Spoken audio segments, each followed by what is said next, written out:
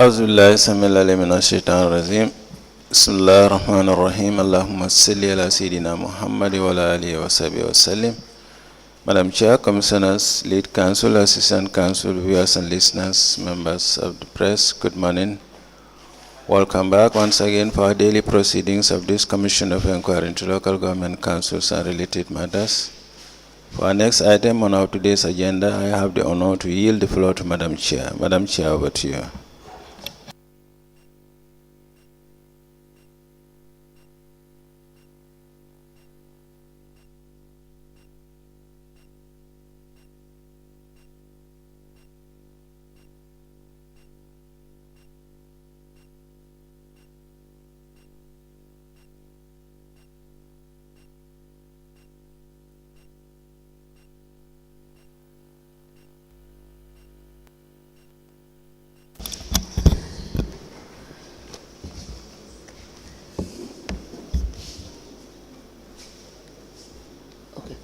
Thank you.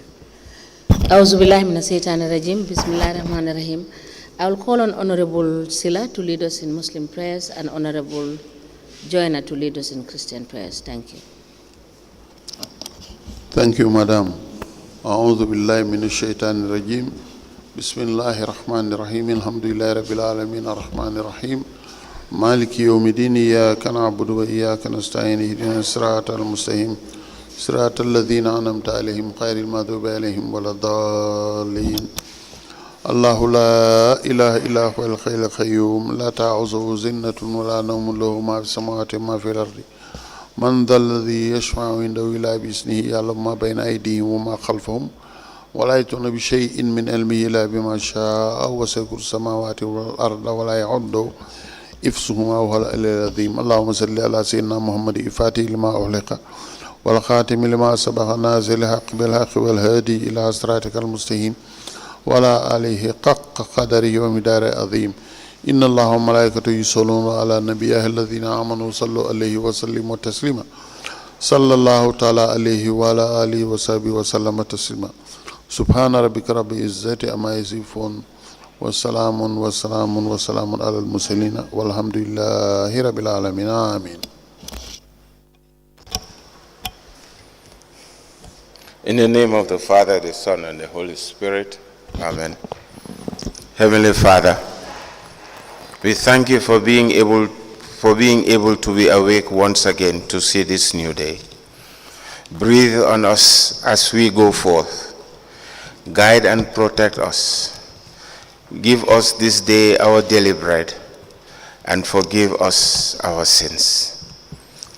Help us to start this new day with a new attitude and plenty of gratitude.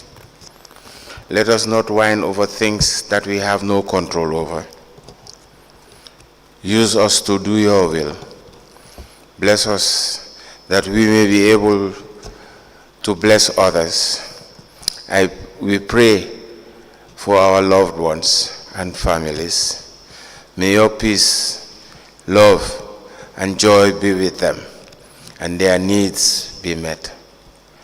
There is no problem, circumstances, or situation greater than you. We want to glorify you, and glory be to the Father, and to the Son, and to the Holy Spirit. Amen.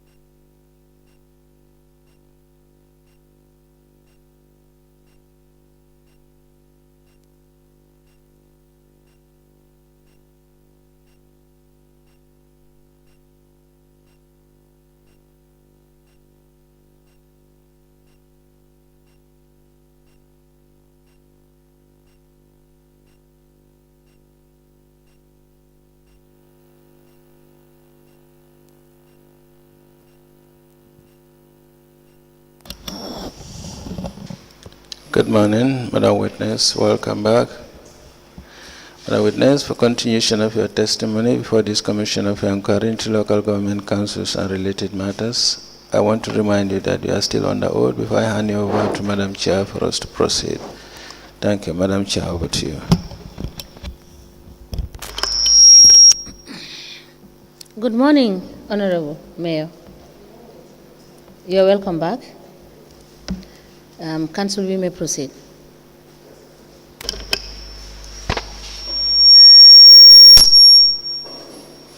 Good morning to the Honorable Commissioners, Honorable Secretary, everyone present. Madam Lowe, we were discussing during the last sitting last week the issue regarding the sale, the transfer by way of lease to MK stores. And last week, lu ñu nekkoon waxtaan fii mooy affaire yi transfert bi nga xam ne def ngeen ko si turi lease bi mooy si turi koo xam ne kooku la ñu waa MK Stores. Which also involved Charbel El Haj. Nee na li nga xam ne boo ko Charbel El Haj nekk na koo xam ne moom tamit bokk na si biir bi. Now, we inform you that the finance involved is $2 million between the area council and MK Stores on paper. Nee na soo seetee loo xam ne feeñ na si kayit bi wala moo nekk si kayit bi li nga xam ne loolu ngeen d'accord njëgi place bi mooy dem na ba $2 million. But Mr. Charbel and Mr. Nandu for MK Stores. Nee na waaye diggante Charbel ak Mr. Nandu ki nga xam ne ñoo nekk MK Stores. Agreed and accepted the fact that millions, more than $14 million was paid.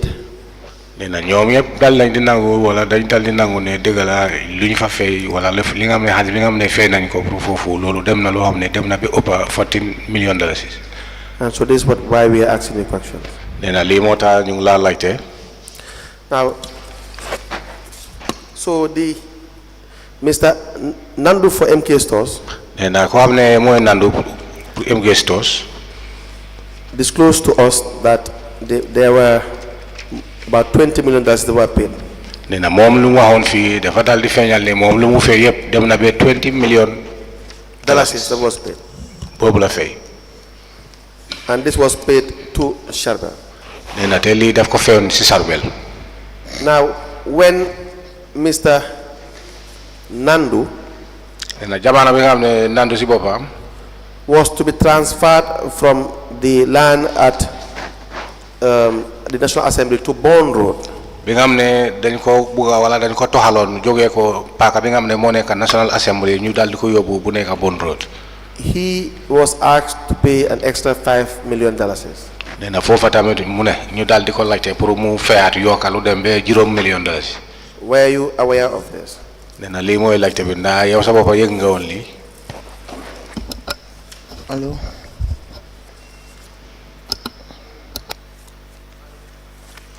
Please check the microphone, Dauda.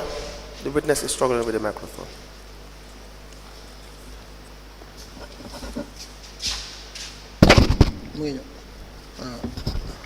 Well, lead council, jërëjëf. Lead council, thank you. Foog naa last time bi laajoon nga ma. I think last time you asked me about it.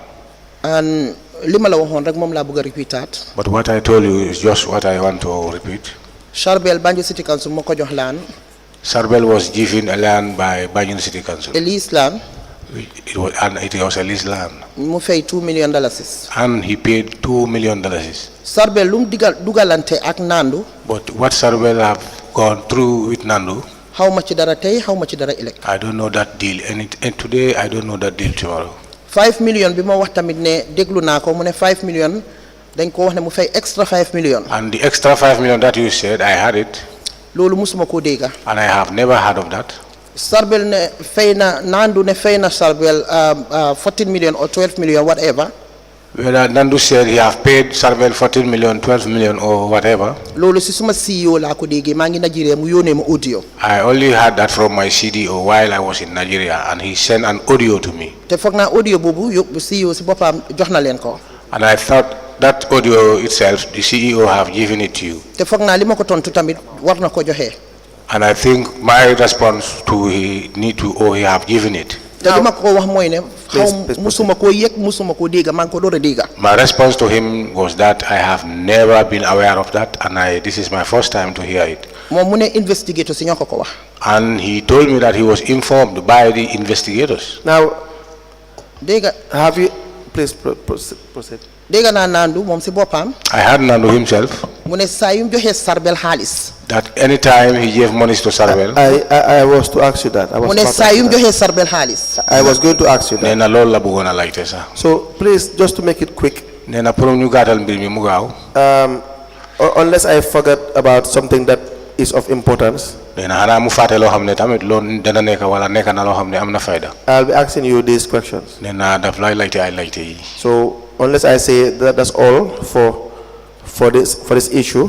Nee na xanaa de fu mu ne moom ji léegi mbir mi bi nga xam ne boobu la ñu nekk te boobu jeexal nañ ko. And you want to clarify something on that issue? Nee na wala nga bëgg a leeral leneen si mbir mi. You can always ask the chairperson that I want to clarify something. Nee na loolu moom mun nga ñaan chairperson nga wax ko. And if it is granted, lii la bëgg a wax pour mu if it jox is la. granted, you can just explain. nga gis ne su la mayee jamono mun nga leeral li nga bëgg a leeral. Now, Mr. Nandu for MK Stores said. Nee na Nandu mi nga xam ne ñoo moo bàyyeeku MK Stores lu mu wax mooy. That whenever he gives money to Sharbel, he will always inform you. Nee na jamono bu nekk bi nga xam ne duga wala jox na xaalis Sarbel nee na def la ko day yëgal. Is that true? Nee na ndax loolu am na wala amut. dégg naa Nandu mu ne saa yu mu joxee Sarbel xaalis daf ma dee call pour wax ma ne jox na Sarbel xaalis. I do hear him, Nandu, when he was saying here that anytime he gave money to Sarbel, he will let me know or inform me. Yes. musuma yëg kañ la jox Sarbel xaalis. I have never know any time he have given monies to Sarbel. xaw ma lu mu digaalee Sarbel. I don't know any deal he have with Sarbel. musut maa call wax ma ne jox na Sarbel xaalis. He have never ever called me to say give monies to Sarbel. suma téléphone bi benn number la am 721 bla bla bla. I have my telephone. I have only one number, that is Africa Cell 72 and so on. 721 and so on. 721 and so on. te maa ngi avel suma boppa pour ne ñu dem laajte ñu def forensic ñu seet ndax Nandu mus na ma jox call di ma wax ne dafa jox Sarbel. And the reason why I'm saying that, yes, we can go and find out to see whether this man have ever called me to explain me about that he have given monies to Sarbel. te loolu nga baalal ma lead counsel dama ko bëgg a repeataat. And then please, I want to repeat this. ne xawma diggante Sarbel ak Nandu lu fa nekk. That I have no idea between Sarbel and Nandu, anything going in between them. Nandu ci boppam musut ma explain nan ne moo Sarbel am nañ anything lu dox seen diggante. si affaire xaalis. Nandu himself have never ever explained me that he himself and Sarbel have a money or monies, they have money deals between them. musuma wax Nandu ne ko mu yokka 5 million. And he have never told me that Nandu said, or they told him that to pay extra 5 million. te Nandu musuta jox Sarbel xaalis ma yëg ko ba Nandu call ma di ma wax ne jox na Sarbel xaalis. And Nandu have never, there is no time ever when Nandu gave monies to Sarbel and called me to inform me. Now, the issue here is, if you haven't given or spoken to Mr. Nando of MK Stores, why will he say that you had spoken to him about this issue? Why will he say that? loolu moom moo ko mën a tontu man mënuma koo tontu. For that, he is the best person to answer. But it's because you have had communications with him, that's why. Or you have never spoken to Mr. Nando on phone? Lead counsel foog naa man li gën a honorable laa def ma ne. Counsel, I think what is the honorable thing is what I have done. Nandu dafa toog fii mu ne saa yu mu joxee Sarbel xaalis daf ma dee call. wax ma ne jox na Sarbel xaalis. I said that Nandu seated here and said that whenever he gave monies to Sarbel, he used to call me and inform me that he have given monies to Sarbel. time bi moo jox Sarbel xaalis moo xam check la ko jox moo xam dañ sign. anytime he gave monies to Sarbel, he knows whether it was by check or they we have signed had your part. And my question is, evidence is dina fi nekk. the evidences should be there. Man tam mané suma téléphone bi mu ngi fi nañ ko dem seet. And I said that my telephone is with me here. Let us go and check. no, my question is, have you ever spoken to Mr. Nando on telephone? Nena laita bi moy nda musna am jamana musna am bi nga xam ne wax nga Nando si telephone. Aha kay Nando is a businessman bu nekk biir Banjul. Yes, Nando is a businessman who is in Banjul. time COVID bi ñun call nañ Nando pour Nando jàppale ñu. The time COVID time we call Nando for assistance. Why will you call Nando? Nena lu tax nga call Nando? Niñ callé every businesses pour ñu jàppale ñu during the COVID. During the COVID we call every businesses for assistance. Not we.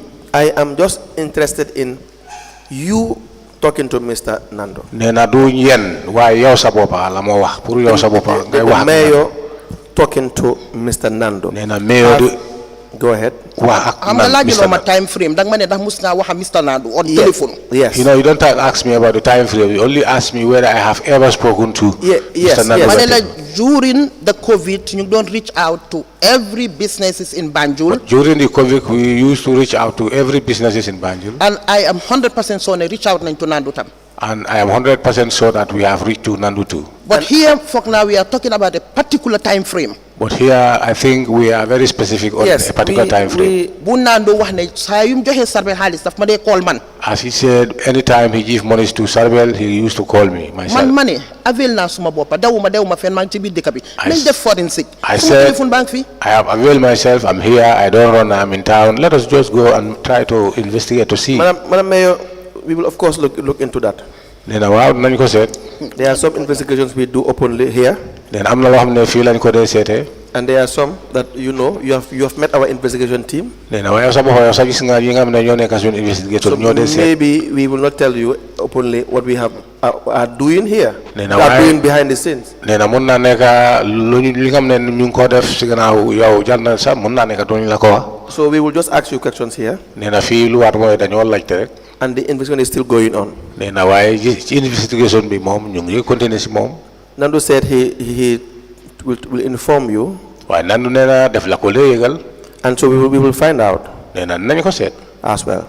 Ba pare. But the evidence is there. Nena waaye evidence moom mu ngi fa de. What I am asking you is. Nena moom lu mu lay laajte mooy. And which you have answered during the COVID. I am saying whether you in person, the person of Madam Lowe, whether you directly spoke to Nando on telephone. Nena moom mu ngi laa laajte ndaa yow sa bopp bi nga xam ne yow yaay Lowe ndaa mus nga call Nando si téléphone. Is the answer yes? Wow. Nena waaw wala yes. Why will you be talking to Mr. Nando for what? Nena looy wax ak Mr. Nando affaire lan. Because Nando is a businessman who operates in suma jurisdiction. Nando is a businessman who is operating in my jurisdiction. So munna waha Nando. Yes, I can be able to talk to Nando. Munna ma call the complaint affaire waste management. He can be able to call me and complain about the waste management. Munna ma call the latte affaire land bini. He can be able to call me and ask me about this land. But I can tell you 101%. But I can tell you 101%. Time binga hamne Nando mu ngi deal ak Sarbel. The time that Nando was dealing with Sarbel. Do dem nga gis Nando call ma man. You cannot go and see any time Nando called me. The time you talk to Nando, is it through your private line or through the official line? Nena jamono bi nga am ne wanga mom nena nda sa mobile private sa line bi wala office line. Si suma telephone. My telephone. But you also have an office line. Nena do office line. Suñ land phone bi nekko di work. Our lines, office lines are not working. Okay, since when? Nena depuis kañ? The land phone is not working. The land phone is not working. Okay. Now, Mr. Nando through his lawyer Ida D. Drame and associates. Mr. Nando through his lawyer Ida D. Drame and associates. And Nando dafa dal di bindé ci lawyer bi ku ñëw Ida Drame ak associates. Wrote a letter to the address to the chief executive officer. Nena ñooñu ñu dal di bind letter ci chief executive officer. Already in exhibit. It is dated the 29th of September 2022. Nena ñu ko bind 29th of September 2022. Nena be pare mu ngi ci evidence bi. I will show you. Nena moom dafa la koy won sax. It is the letter with the heading MK Stores Limited, addressed to Chief Executive Officer with reference number 3019/N/13/FKJ. Please have a look at this document.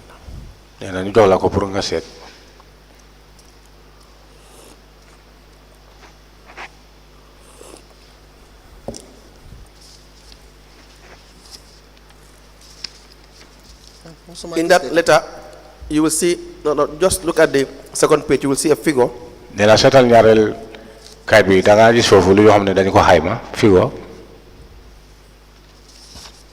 Nando is claiming 35, please just look at it, 35 million. You confirm that there's a 35 million that's his claim? You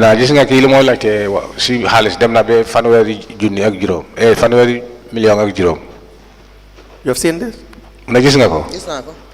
Yes. Now, Nando, through the letter, is saying that he is seeking a refund of his total investment in the amount of $35 million.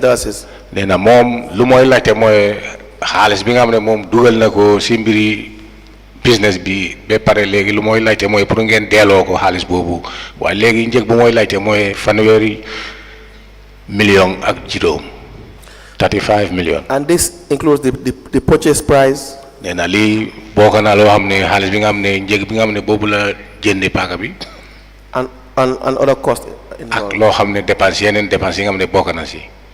Now, were you aware of this letter? Nena nda mbiri letter bi wala letter bi ci bopam ba yegg nga mbiram. Musuma gis letter. I have never seen a letter. Musuma yek affaire letter bi. I have never been aware of a letter. Tay la doora gis letter bi ak suma bot. Today is my first day I put my eye on this letter. Musuma dega sa kuko ngang. I have never even heard anybody who talk about it. Now, Batchily is here. Now, Batchily lañ binda. I think it was wrote to Batchily. And if he is to tell you the truth, whether I have ever seen this letter or I even heard of this letter, and even if I have seen it, with all honesty, I will tell Nandu to go and make his own deal with Sarwell. Now, this letter, when written to the area council, the city council, letter bi nga xamne bind nañu ko ci city council bi. The city council should have responded to this because it is an amount of money they are claiming is way above what is stated in the lease document. Nena lolu dafa war pour ñoo rek ngeen wara taxaw ngeen tontu lolu parce que xaliss bi nga xamne dañ ko lim fi nek na xaliss bo xamne dafa beuri dafa ëpp xaliss bi nga xamne bobu lañ duggal ci lease bi wala mo nek ci lease bi. Correct? Nena dëgga. Lease council. Letter bi kan lañ ko address. This letter was the address to whom? To the mouthpiece of the area council, the chief executive officer. Nena fofa ci mouthpiece bi of area council moy chief executive officer. So CEO bi dafa reply to the letter. So the CEO said he had to reply to this? The CEO did not reply to this letter. Then the CEO replied. Okay. So what was your question, please? No, can I hear you very well? What was your question? Is it not proper that the letter should really raise concerns because what is in the assignment or the lease document will state that the property was allocated for $2 million, but then now the person is claiming $35 million. Should that not raise? Soko sete ana negot lo xamne dafa jar pour ngeen def sen gestu parce que ki karimu wa fi ak lo xamne dafa dox ne na dafa hala outé parce que mom mu ngeen laccé fanweri junni million ak juroom té so sété business bi bu mu dooré jaayante bi digënté yeen ak mom dafa dem be ñaari million kon da nga gis ni mo lu moy laccé dafa war pour yeen tamit ngeen def gestu pour xam. I don't know how man lan la ko CEO bi reply. I don't know what response the CEO The CEO did not respond. That's my issue. Nena mom lu moy wax moy CEO bi tontut. Is it not the correct thing to, for instance, if someone is claiming more than you owe them, should you not say no, that's not correct, we don't owe you $35 million? Nena mom dafa fogg ne lol mo war de parce que légui nit soko amelé way su ñëwé lu moy wax lolu dafa ëpp li nga xamné lolu nga ko amelé. Nena dafa melni da nga wax ko da ko wara wéri nga ne ko déet ma nga la amel way du yaay ñëg bi nga xamné bobu nga wax. Do you understand? Nena fofu leer na. How malan moy won halati CEO bi at the time bu mu jotté letter bi. I don't know what was he thinking at the time he got the letter. Why su fekkone man involved na ma. But hadn't I was involved. How malan la suñ lawyer bi don advice. I don't know what the lawyer will advise. Why man su suma xel bu gata. But for my own, my own thinking. Dina don wax CEO ne nako wax ne ko mu dem deal ak Sarbel because ñun deal ñom mom. I would have informed CEO for him to go and tell him that let him go and make his own deal. So why legally? Sarbel. But this one. Comca is coming from a legal person. As far as it's coming from a legal person. Man, I'm a legal mind. I don't have. I'm not a legal mind. I'm not a legal mind. So dinañ ko don jox suñ lawyer bi so suñ lawyer bi lan da don tontu man lolu duma ko mëna. We should have given it to our lawyer. So whatever he's going to respond, I will not know. You transferred the property for $2 million. Nena yen bi ngeen transfer property bobu $2 million. The person you transferred the property for $2 million says I paid you $35 million. Nena waye ki nga xamne koku nga transfer land bi ci baka bi ci turam mo mu ngi la wax ne daf la jox wala mu ngi laajte ay $35 million. Yeah, is requesting for $35 million which involves the purchase price. Nena ak lo xamne boko dal yep ci li nga xamne xaliss bu mu jënda. This naturally will make you to be concerned. Nena li definitely war na nek lo xamne daf la wara nek fokk nga am concern. To say no, pour nga ne waaw det. You only gave us $2 million. Dedet yow kay dag ma jox $2 million. You can't ask for $35 million. Do mu na ñew nga laajte fi $35 million. That doesn't need a lawyer. Nena lolu laajte yefi lawyer. Unless you know that what they are claiming for they are entitled to. Nena saxna su fekke ne xam nga ne degal lu ñu laajte ta dafa war. Do you understand what I'm trying to say? Why li council? Nena xam nga lu moy bëgg wax. Li council fokk na man li nga wax rek la wax de man la su doon man la. Man Batchily won ma leeta bi dinaa wax naan du ne ko. bu dem digale ko Sarbel parce que ñu Sarbel 2 million lañu jox. I think what you are saying is what I'm saying exactly. This letter was given to me. Now we have the lease agreement for 2021. Nena legi lease agreement bi bu 2021. With the SR number 192/2021/MD. Now, this was the one that was transferred to MK Stores. MK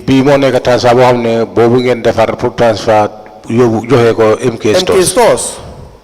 Now, if you look at this transfer to MK Stores, you will realize that it states that the lessee has applied for land from the lessor for the purpose of constructing a warehouse. That is MK Stores. They applied for land. For fadanga gis ne ko xamne mo apply moy MK Stores ñom seen dara pour apply ne pour mom pour ñu am paka wala ñu mëna jot paka bi nga xamne dañ fa bëgg sampa warehouse. Did MK Stores apply? Nena MK Stores ndax dañ sa apply for land? Pour paka. Lead council wax na la fi land bi demé mané la Sarbel mo apply for land. Sarbel lay jox land. Sarbel mo ñu fay 2 million. I told you that it was Sarbel who applied for land. The land was issued to Sarbel and it was Sarbel who paid the 2 million. Yes. So MK Stores did not apply for land. Nena waaw kon MK Stores ñom apply ñu affaire land bobu de. Yeguma fu apply land. I am not aware where they applied for land. Good. The third paragraph states but by a resolution dated the 30th of April 2019. Nena mom kado ambi moy ñettal bi ci mom lu mo am moy of the Emergency General Council meeting. May I be guided? What was the date? 30th of April 2019. Nena April bu amé fanweeri fan 2019. Of the Emergency General Council meeting. No meeting bi nga xamné dafa nek meeting bo xamné dañ fa nek emergency. The council approved the set allocation to MK Stores. Nena council ñu dal di joxe nanguto pour land bi ñu dal di ko jox. Did the council approve allocation to MK Stores? MK Stores nena mom légui laajte bi moy ndax council dañ mujjé nanguto wala approve joko MK Stores. Lima xamné mom la council def moy né bi Sarbel waxé né ñu change ko yobu ko ci MK Stores. What I know what Council did was that when Sarbel requested that for them to change it to MK Stores. Lolu la yek way MK Store né dañ apply for land yeguma lolu. That is, I'm aware of that, but whether MK Stores applied for the land, I'm not aware. Now, did the council in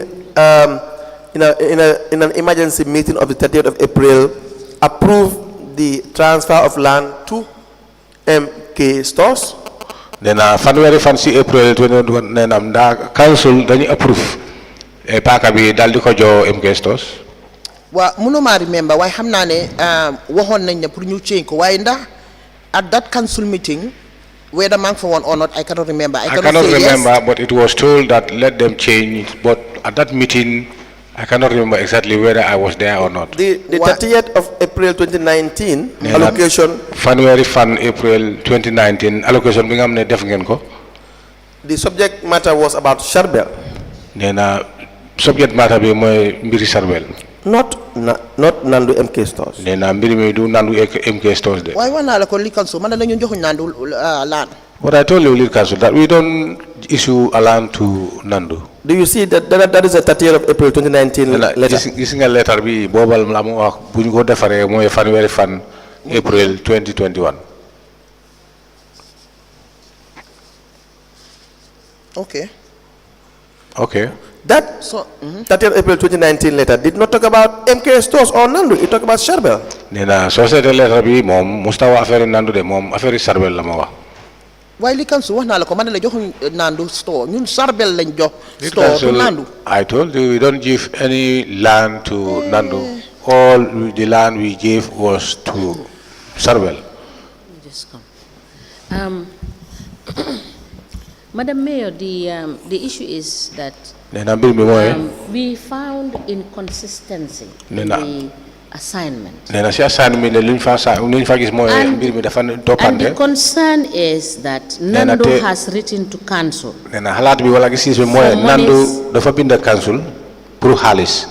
For monies we know,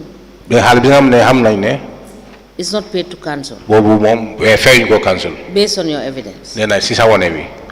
Now, what council is trying to do is to, for you to help us understand that there are inconsistencies. Because what the assignment is saying and what the letter for the 30th of April is saying are two different things. So that when we have clarity, we will know where to situate issues. Because we are clear. We are clear that the allocation issue is between Sharbel and BCC. Then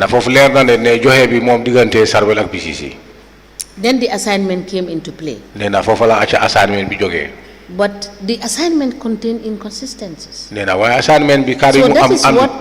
that is what he wants you to clarify for us. So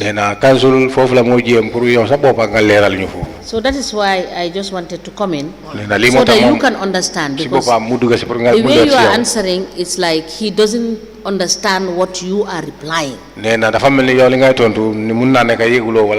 is not the case. He understands exactly what you are saying. Madam Chair. Yes. Madam Chair. I'm not the person Madam Lowe, we understand that. There are certain things that are not within your purview. We clearly know that. Because you don't, and you have consistently said you are not a legal person. And we very much understand that. And you depended on the advice of the CEO and the technocrats for you to do the right thing. So if there are consistencies, we have to bring it to your attention for you to know that there were some inconsistencies which you may not be aware of. Very well. That is the issue. Very well. You may proceed. Madam Chair, the evidence so far is that the mayor is aware. That's why he's aware of the transaction. This evidence is from Mr. Nandu for MK Stores. The witness, of course, has the right to explain. Madam Mayor. Nena fi mbir bi yep moy yow understand nga parce que Nandu si bopa wala yeg nga parce que Nandu si bopa wax na ko fi ne yow sa bopa yeg nga ko nena legi fi lul moy yow sa bopa ya wara leral sa bopa fi. So Madam Mayor,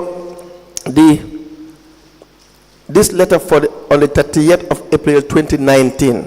na letter bi nga xamne bind nañ ko January 2019 April 2019 is such that it only gives Sharbel access to the land. nena bobu lu mu wone moy joxe na Sharbel pour mu mëna jot paaka bi. In fact, we have already discussed the issue that Sharbel was never allocated the land. nena te lolu dañ ko waxtanon fi te musta am jamano bi nga xamne Sharbel jox nañ ko land. Allocation was never complete. nena allocation bi musta mu jeexal complete. In fact, it didn't even start. nena dorna. It did not even start. nena sa dorut sax. So there was no transfer to Sharbel. nena kon Sharbel amul ben transfer. Now, when Sharbel said he wants a plot of land because he has a company that he is talking to in the name of Hisense. nena Sharbel wax na ne mom dafa bëgg paaka parce que lu tax moy dafa am company bu tudde Hisense. You did not just give an order for Sharbel to be given a land, correct? You did not just do that. yow joxewolo kaddu wala joxewolo ndigal pour ñu jokk Sharbel paaka bi. You wanted to follow the due process. nena yow li nga bëggoon moy pour toppa yoon mi mu waré. Correct? Diga? Yes. Yes. You assigned the CEO. nena boba nga daldi assign CEO bi. Correct? Diga? Yes. Now the matter was taken to council. nena mbir mi ñu daldi ko yobbu council. Correct? Yes. Yes. Why was this important? nena lu tax li mu am fayda. Because council ñoo am the mandate to decide. Yeah, because the mandate is only council who got the mandate to decide. Thank you very much. Now, when Sharbel could no longer have the land because what he wanted the land for was, the purpose was defeated, even though we know it never existed. nena legi Sharbel mu demé be ñaka paaka bi wala amul paaka bi parce que mom si bopam li nga xamné lolu moy énéam bi pour mbiri paaka bi nena wana né lolu moy mujjota dox dafa doxut nena té mom si bopam sax wala ñun si bopam ñun dé dem nañ ba ñu xamné lu moy wax sax amut ben compagnie bu ñëw fofu. Now, if Nandu or MK Stores want a plot of land, should they not follow the same process? nena legi Nandu wala MK Stores ñom suñu bëggé land bi wala plot of land nena nda dafa warut pour ñu topa yoon bi nga xamné bobu ben yoon bi la bu war bi. Correct? Diga? Lead council. Lead council. wax na leen man duma lawyer. I told you that I'm not a lawyer. su ñoo def yi suñ paree si council bi we give it to the CEO. When they are ready from council and it is given to the CEO. CEO liggéeyam mooy mu dem ak suñ lawyer bi ñu effect whatever luñ ko resolution bu ñu am. CEO's task there is to go to our council or our legal personnel to sit and discuss to know exactly what they are. When you spoke to Sharbel, mu ne déedéet bi nga wax ak Sharbel. You knew the process was it has to end up to the council. Dina yow sa bopa xam nga ne wala yegg nga ne process bi foog mu ma yee si council. You need a lawyer for that. Wow. So now when that issue could no longer materialize, nee na loolu kon loolu su demee ba gis ne doxatut wala doxatut. someone else wants the property. nee na keneen bugaat paaka bi.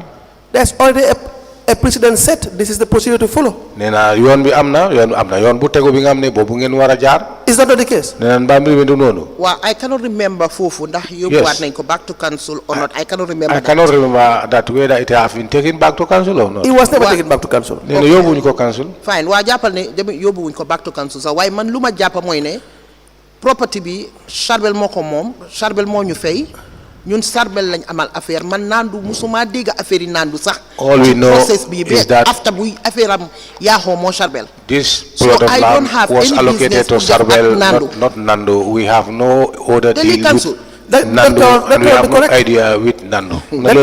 That cannot be correct. Do you know why? Do you know why that would not make sense? Because we are in 2025. These transactions happened in 2019. And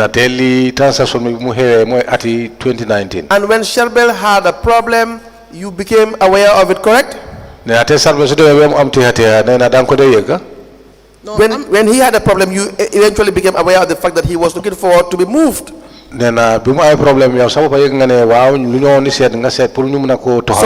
MK Stores, Nando. MK Stores. That he was looking forward to be moved from Denton Bridge, from National Assembly to Bond Road. Nandu demna ben nga ñu yegal ko ne wala demna ben ñu bëgg ko transfer génné ko national National Assembly dal di ko yobbu. Correct me if I am wrong.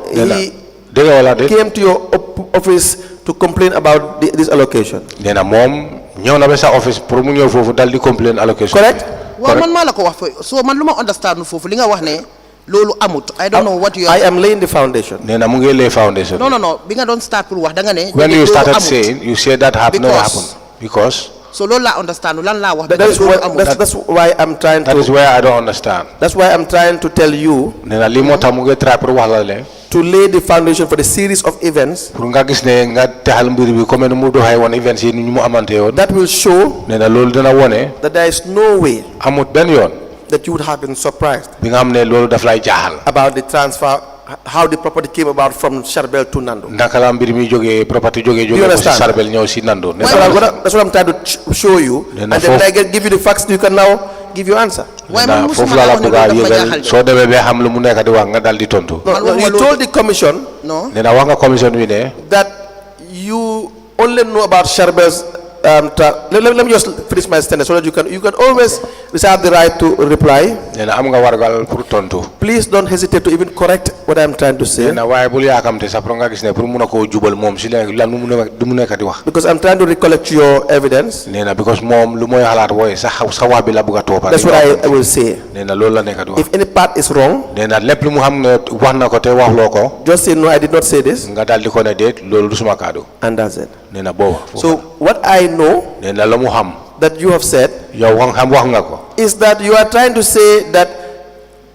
throughout for the longest time you were just aware of Charbel's allocation. Nena moy lepp ci mbir mi ak yaaga bi yep mu doore ba fu am yow li nga yek fofu moy mbiri Charbel jox nañ ko. But you only know about Nandu being part of this land when there was a problem. Nena way xamulo mbiri Nandu ci land bi nga xamne boba amuton bu demé am problème. No, not xamulo. You only knew about Nandu's involvement in MK stores when there was a problem of allocation. Nena wax nga fi ne bi nga yégué jamono bi nga xamne yég nga ne Nandu tamit bokk na ci mbir mi moy bu allocation bi ñëwé am problème. Is that what you said? Nena li moy sa cadeau. Please repeat what you said. Nena waxal li nga waxon. I said Nandu problem am ak Charbel ne they have a problem. The problem of Nandu and Charbel being revoke land be from Charbel at Bond Road. When the land was revoked from Charbel at Bond Road. Sila dora xamne gaay am nañ beef. That was the time I know there is a beef in between. Why Charbel, there was no land that was revoked from Charbel. Nena Charbel nanguñu mel land ci mom. Man loolu laa xam. That is what I know. Lead council li ma xam man loolu laa la na wax. You ask me what I know. Man ñun council ñun Charbel moo ñu fay xaalis. Charbel lañ doon dealal. Who paid money to us? Nandu lu mu doon def ak Charbel loolu man xawma ko. The deal between Nandu and Charbel I have no idea. If you had known about it, what would you do? If you had known about it, what will you do? Nene su fekkee ne da nga yëgoon loo lan nga waroon def wala loo war a def. Loo doon def. Wala loo doon di def soo ko yëgoon. su ma yëgoon comme lan. You said you do not know about Nandu and Charbel. Nena wax nga ne xamuloo diggante Nandu ak Charbel. That Nandu was involved in the land that you allocated to Charbel. Council, excuse me, I think there is a problem here because we need to give room to each other. So yes, when you are speaking, because she's speaking. I need to have the interpretation exactly. I don't. When you are speaking, she's speaking. So, yeah, we will try. What the interpreter is saying is that you are talking and she's talking. That you need a gap. Yeah, yes, well. Need a gap for him to be able to interpret. All right. Thank you, ma'am. Now, so, Madam Mayor, please. I believe that council gives you time to reply, so that the interpreter can interpret. Thank you, ma'am. Mr. Boja, we will take it slow. Very well. Now, Madam Lowe. Nene, Madam Lowe. Lead council. Lead council. The issue regarding Nandu's involvement, you didn't know earlier, correct? Nandu bokambi yaw tello ko xam. After being allocated land to Charbel, Sila Nandu come in the play. When it was after the allocation, this was Nandu came. Please try to speak to the microphone. When he paid monies. And she told that there is no, the deal with Haisen cannot work anymore. Sila in the wahi MK stores. That was the time he brought the talk of, that of MK stores. So you had the involvement of Nandu through Charbel. Nena kon yow Nandu bokambi si Charbel nga ko degon. MK store. Yes, MK store. And what did Sharbel tell you exactly about MK stores? nee na Sharbel moom lan la waxoon si mbiri MK stores. Sharbel lu mu wax rek mooy ne dafa change léegi lease bi léegi to MK store. What Sharbel informed me was that now he will dafa am change. partner bu ees daal. parce que ñëwee dematut ak ñoom. He will change the lease to the name of Nando's MK stores. That's my question. nee na lii mooy laajte am bi. Why did you allow that? nee na lu tax nga dal di nangu loolu. waaye lii kan su wax naa la ko man ne ñun Sharbel moom laan bi Sharbel lañ ko jox.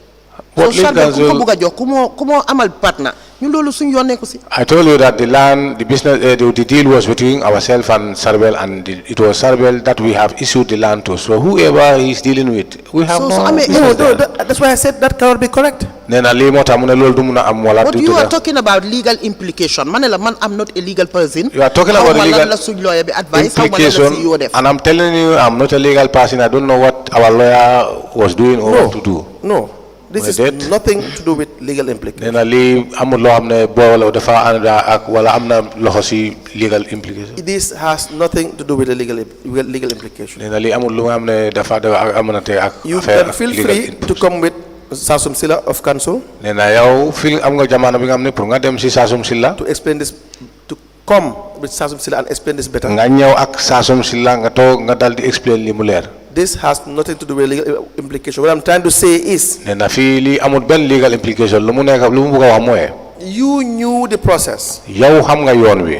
The process was it has to be approved by council. nee na yoon wi mooy council ñoo ko war a approve. This was what was supposed to be done. nee na lii la moo waroon lii ngeen waroon. You went to council about Sharbel's issue. dem nga si council mbiri Sharbel. Sharbel issue could not go further. nee na waaye mbiri Sharbel moom doon a continuer. Terminate the business. nee Terminate the business. ngeen daal di terminate the business. Cancel the agreement. nga cancel li nga xam ne nangutoo bi ngeen amee. In fact, there was no agreement. nee na boobu te ba pare nangutoo sax amul. Because there was no transfer. amul benn transfer. Sharbel is no longer important. nee na Sharbel nekk na ko xam ne nekkul ba li nga xam ne jënd. Because it's clear now there is no license. because license leer na ne loolu amul sax. There is no job creation. nee na amul liggéey bi nga xam ne dañ ko. Now Sharbel have to go. nee na Sharbel dafa war a dem. We start afresh. nee na ñu dooraat es. There is another investor. nee na am na kuy ñëwaat investor buy We ñëw. work with him or her directly. ñu liggéey ak moom directly. We take the same procedure. ñu ñël benn yoon bi la. Go back to council. ñu delluwaat council. If they approve, suñu approuvé. we deal with the new investor. daa nga gis ne ñu door di deal ak new investor bi. Is that not what was supposed to be nee done? na ndax li nekkut ne loo xam ne loolu moo waroon a am wala ni ngeen ko war a demee. so dafa des lan lañ d'accord Sharbel wax naa leen ne Sharbel bu mu fayee foog naa man si suma understanding xaw ma lu waa de. I don't know the dama law. foog ne Sharbel su fayee 2 million ba pare. But I think after Sharbel paying the 2 million. maybe the contract is binding. Now the transfer is binding. No. So see, no. this Man, is Lumahalat. nothing. But which contract? What I which think- contract is it? Why did Sharbel pay 2 million for what? Then a lot of Sharbel pay 2 million pour ñu land. jox ko laan. For us to issue a land to him. Why was the land supposed to be issued to Sharbel for what? Then a lot of land bi ngeen ko war a jox Sharbel pour lan la. mu ne fa am business and he is a credible business person. And he said he had a business and he is a credible business Now person. that turned out to not be correct. Then loolu mu doon mujjee ne loolu nekkut loo xam Sharbel ne. himself came and said, "I can no longer secure license. Nee na Sharbel dem ba gis ne moom munta I can no longer work. My relationship with Hisense is no more." nee na mooy seexanto bi nga xam ne am nañ ko ak Hisense doxatut. He is the one that failed the agreement. nee na moom si boppam moo fail agreement bi. What the reason why you were giving him the land? nee na sabab bi nga xam ne wala dalil bi nga xam ne jox nga ko He paaka could bi. not fulfill it. nee na moom defu ko wala mënu ko def. lu mu ko waxee defu xam ko. nga ñun joxuñ xay seen laan bi ñun Sharbel lañ ko jox. We don't issue land to Hisense. We For the take the purpose land of to- employment. Then You why- said it yourself. For the purpose of creating jobs for the youths, because there's a company that is coming, and you guys, all of you guys, were happy about it. The council was happy about nee it. na waaye sabab bi mooy pour nga gis ne ñu ngi isi liggéey pour xale Banjul yi mun a liggéey wala xale Gambia yi mun a liggéey. Waaye nee na fan laa lii def- moo tax ngeen dal di kontaan pour gaawalantu sax jox ko paaka bi. but I think that is the same purpose bu mu doon war a ñëw dafa MK store because wax nañu ne léegi am naa beneen partner mooy MK I think store. it's the same purpose that they are going to deal the same dealings with MK stores because they came and tell us that they have an investment so. Deal with MK stores directly. nee na kon ñu ngeen deal yéen da ngeen am seen deal ak MK stores directly. MK Stores ñëwul si ñun Sarbel moo ñëw si ñun Ustilaan. They don't came to me. It was Sarbel who came to us. Then don't deal with Sharbel because he is not the appointed agent of MK Stores. nee na kon war na am deal si Sarbel parce que kooku nekkut ne ko xam ne agent la si MK Stores. So you see why the problem is. nee na gis na léegi problème bi fu mu bàyyi ko. Nandu says Sharbel is your agent, the area council agent. nee na Nandu lii la wax ne Sarbel moom agent area council la de. The evidence of the area council is as if Nandu Sharbel is Nandu's agent. nee na te area council ñoom seen wane bi mooy Sarbel nekk na agent Nandu. If you had dealt with MK Stores directly, they are in the Gambia here, Nandu is in the Gambia here. What is stopping you from dealing with MK Stores directly? nee na su fekkee ne seen deal bi da ngeen ko defoon si Nandu directly wala MK Stores parce que ñoom ñu ngi dëkk fii MK Stores mu ngi Gambia Nandu mu ngi Gambia nee na lan moo leen aaye pour mun a def direct deal ak moom. Lead council. Lead council. ñun deal ñoo MK Store because MK Store bindu ñu application pour Outland. Sarbel moo ñu binda application. We are not dealing with MK Stores. We are dealing with Sarbel because he applied for land and it was given to him and he paid. Then don't transfer the property to MK Stores because you don't deal with them. nee na kon warut sa wala warloo transfer property bi si turi MK Stores parce que amuloo benn deal ak ñoom. waaye ki fay laanam mu ne yóbbu ko dama koo dugal si turi kii. But the person who paid for the land said he will inside the name of this. That was the agreement in the first place. See, the issue that is clear here. nee na lii moo nekkoon agreement si first yoon bu njëkk bi nee na waaye loo xam ne mbir bi nga xam ne moo nekk fii léegi. Is that Sharbel? nee na mooy Sarbel. You the mayor. yow mayor. You the two of you knew fully well. yéen ñaar yëpp yëg ngeen ne. that there is no hisense. amut hisense amut. No evidence of hisense. nee na amut evidence bu wonaat mbiri hisense. No due diligence done on a potential company to do investment. nee na amuñ tamit loo xam ne nekk na loo xam ne da ngeen def due diligence pour seet company bi nga xam ne dañu bëgg a def investment. No interest of doing due diligence. nee na amuñ interest pour def due diligence. Because that was not the intention. nee na because loolu nekkut mooy ene bi sax. Then Sharbel in turn, once the council said yes, we can allocate land to you, let's now do the agreement. nee na naka la Sarbel daal di wëndeelu mu toon bu demee ba mu gis ne waaw léegi dem ngeen ba am nangutoo léegi nañ ko def nañ ko defar. When council now says agrees that we can now go ahead and do the transfer to Sharbel. nee na council bu ñu demee ba nangutee ne waaw dëgg la léegi moom nangu nañ dem ñu def transfer ci Sharbel. The property was quickly sold to Nandu. nee na property bi wala paaka bi ñu daal di ko jaay Nandu. And Nandu knew. te Nandu yëg na ne. He knew that the price was not 2 million. nee na moom xam na ne njëgi bi nekkul 2 million. Because he knew when he paid that 2 million. You know what happened? nee na bu mu fee ñaari million bi ndax yëg nga la xewoon. Sharbel went to Nandu and showed Nandu the evidence of payment of 2 million. nee na Nandu Sharbel dem na ba mu woon ko evidence bi nga xam ne boobu mooy fay 2 million boobu. Because that is the money that had to be in the area council's account. nee na because xaalis boobu moo war a nekk xaalis boo xam ne moo war a dugg si ak compte area council. The other millions. nee na ay millions yu des. Nowhere to be seen. kenn gisu ko. So now if you had done due diligence. nee na su fekkee ne léegi ànda nga yoon wala def nga ko si yoon. It would have shown on your part. nee na kon nga gis yow sa mbir sa boor. That you had intention.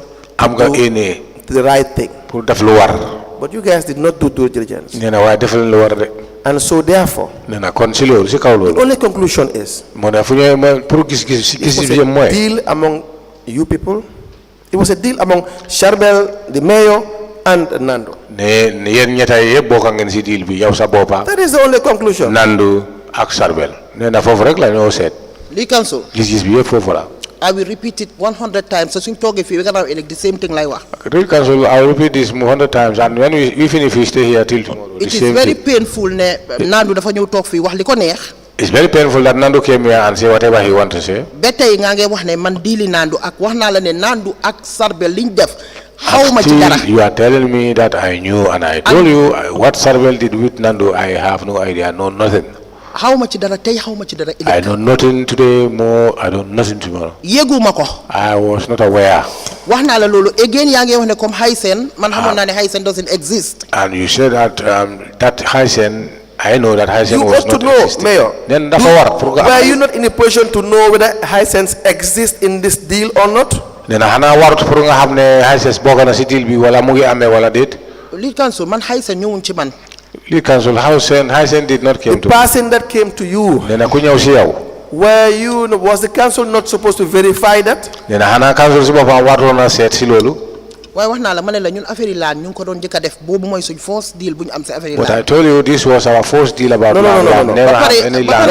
in fact sax man dama doubt Charbel is a credible businessman. And to be fact, I know Charbel is a very businessman. I don't think Charbel is a credible businessman. Why do you think Charbel is a credible businessman? Because comme ñun bu ñu nekkee xale ñu doon déggee Charbel NTC ni ak ni so brand name la in the Gambia. Because when we were young, we do hear him Charbel bring in NTC and he's a brand in the Gambia. Credible. Maybe this is what he had been doing. It's a possibility. It's also a possibility he never did this during the time. You are not in the position to talk about the credibility of Charbel. Because you never dealt with Charbel. Because I'm dealing with Charbel. Where in 2 or 3 occasions it has gone the right manner. So you can't talk about Charbel's credibility, can you? Do you think you are in a position to talk about his credibility? No, they did. No. That's it. That's it. And please don't be fed up with me. I am just only trying to test your evidence. I will repeat that. I'm just trying to test your evidence. I can say you are not in a position to talk about Charbel's credibility. If you have evidence against that, you can always come up with, I have dealt with him X, I have dealt with him in that manner, and therefore I think I'm in the position to talk about Charbel's credibility.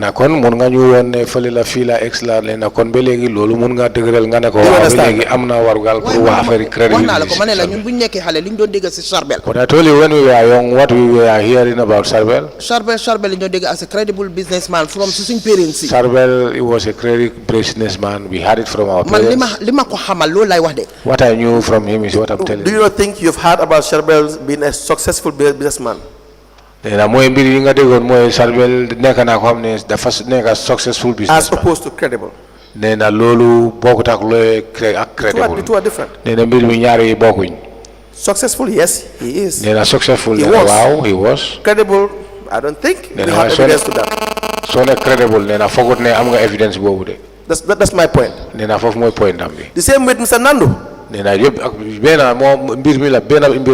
evidence of their credibility. So, on this issue, to conclude on this issue, my position is, as mayor, Charbel came to you. You said it yourself in evidence. You said it yourself in evidence that because he said they are going to create employment for the youth of Banjul.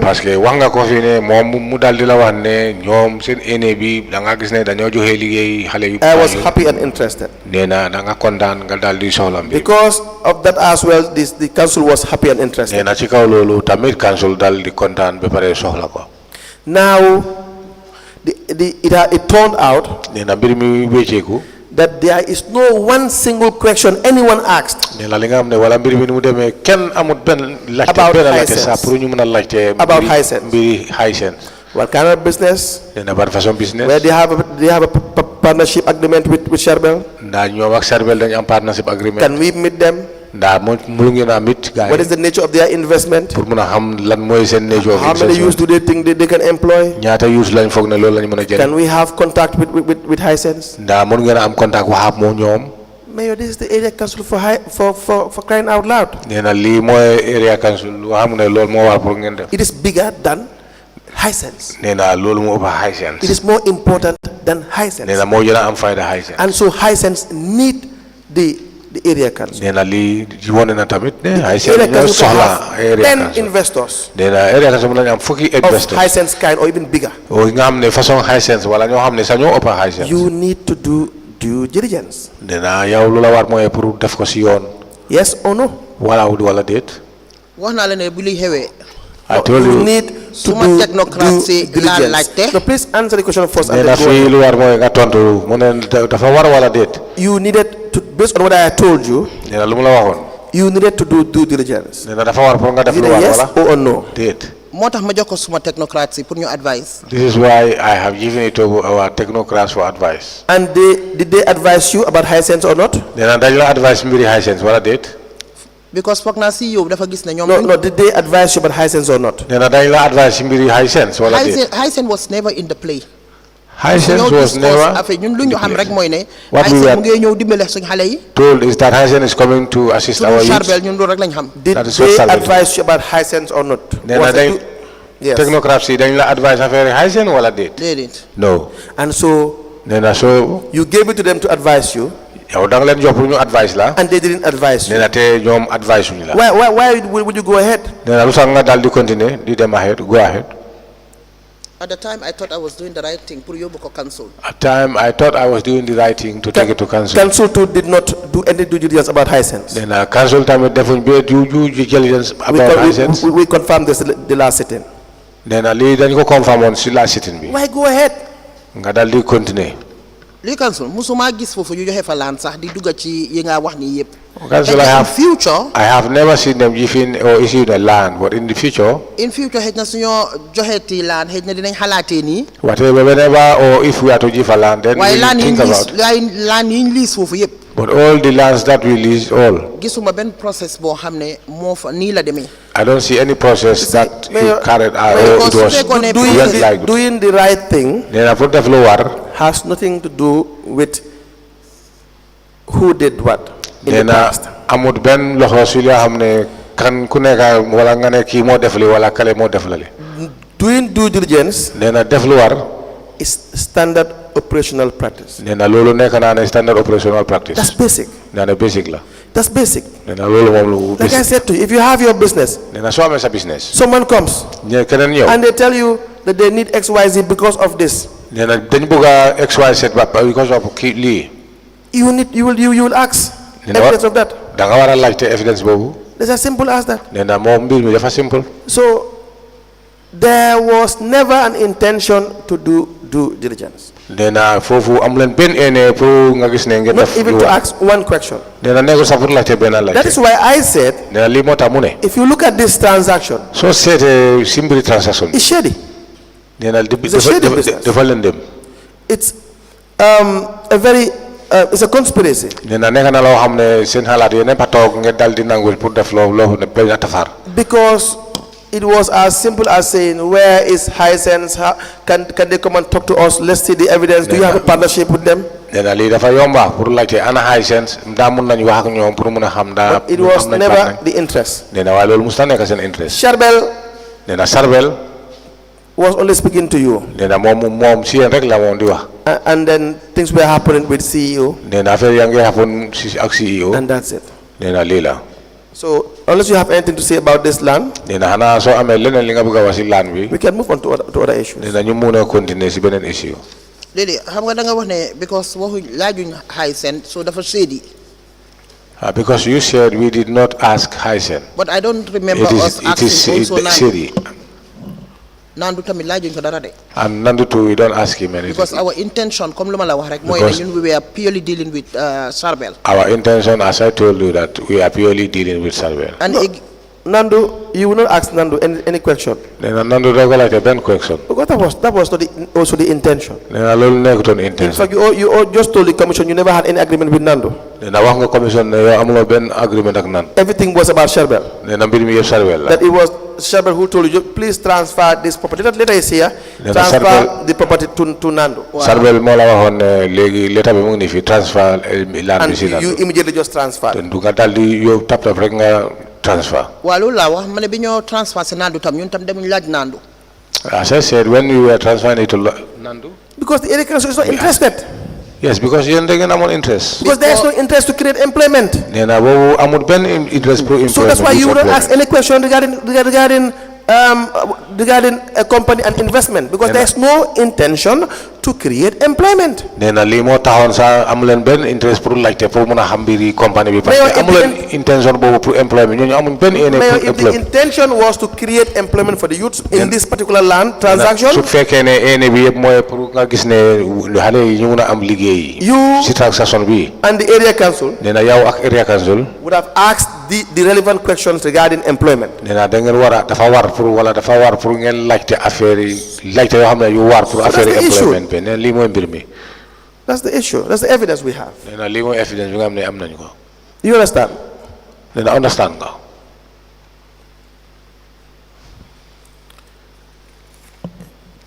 Do I proceed, Mayor? da nga bëgg a génn si fii because dafa am lu ma bëgg a wax. Yes, that's why I said before you.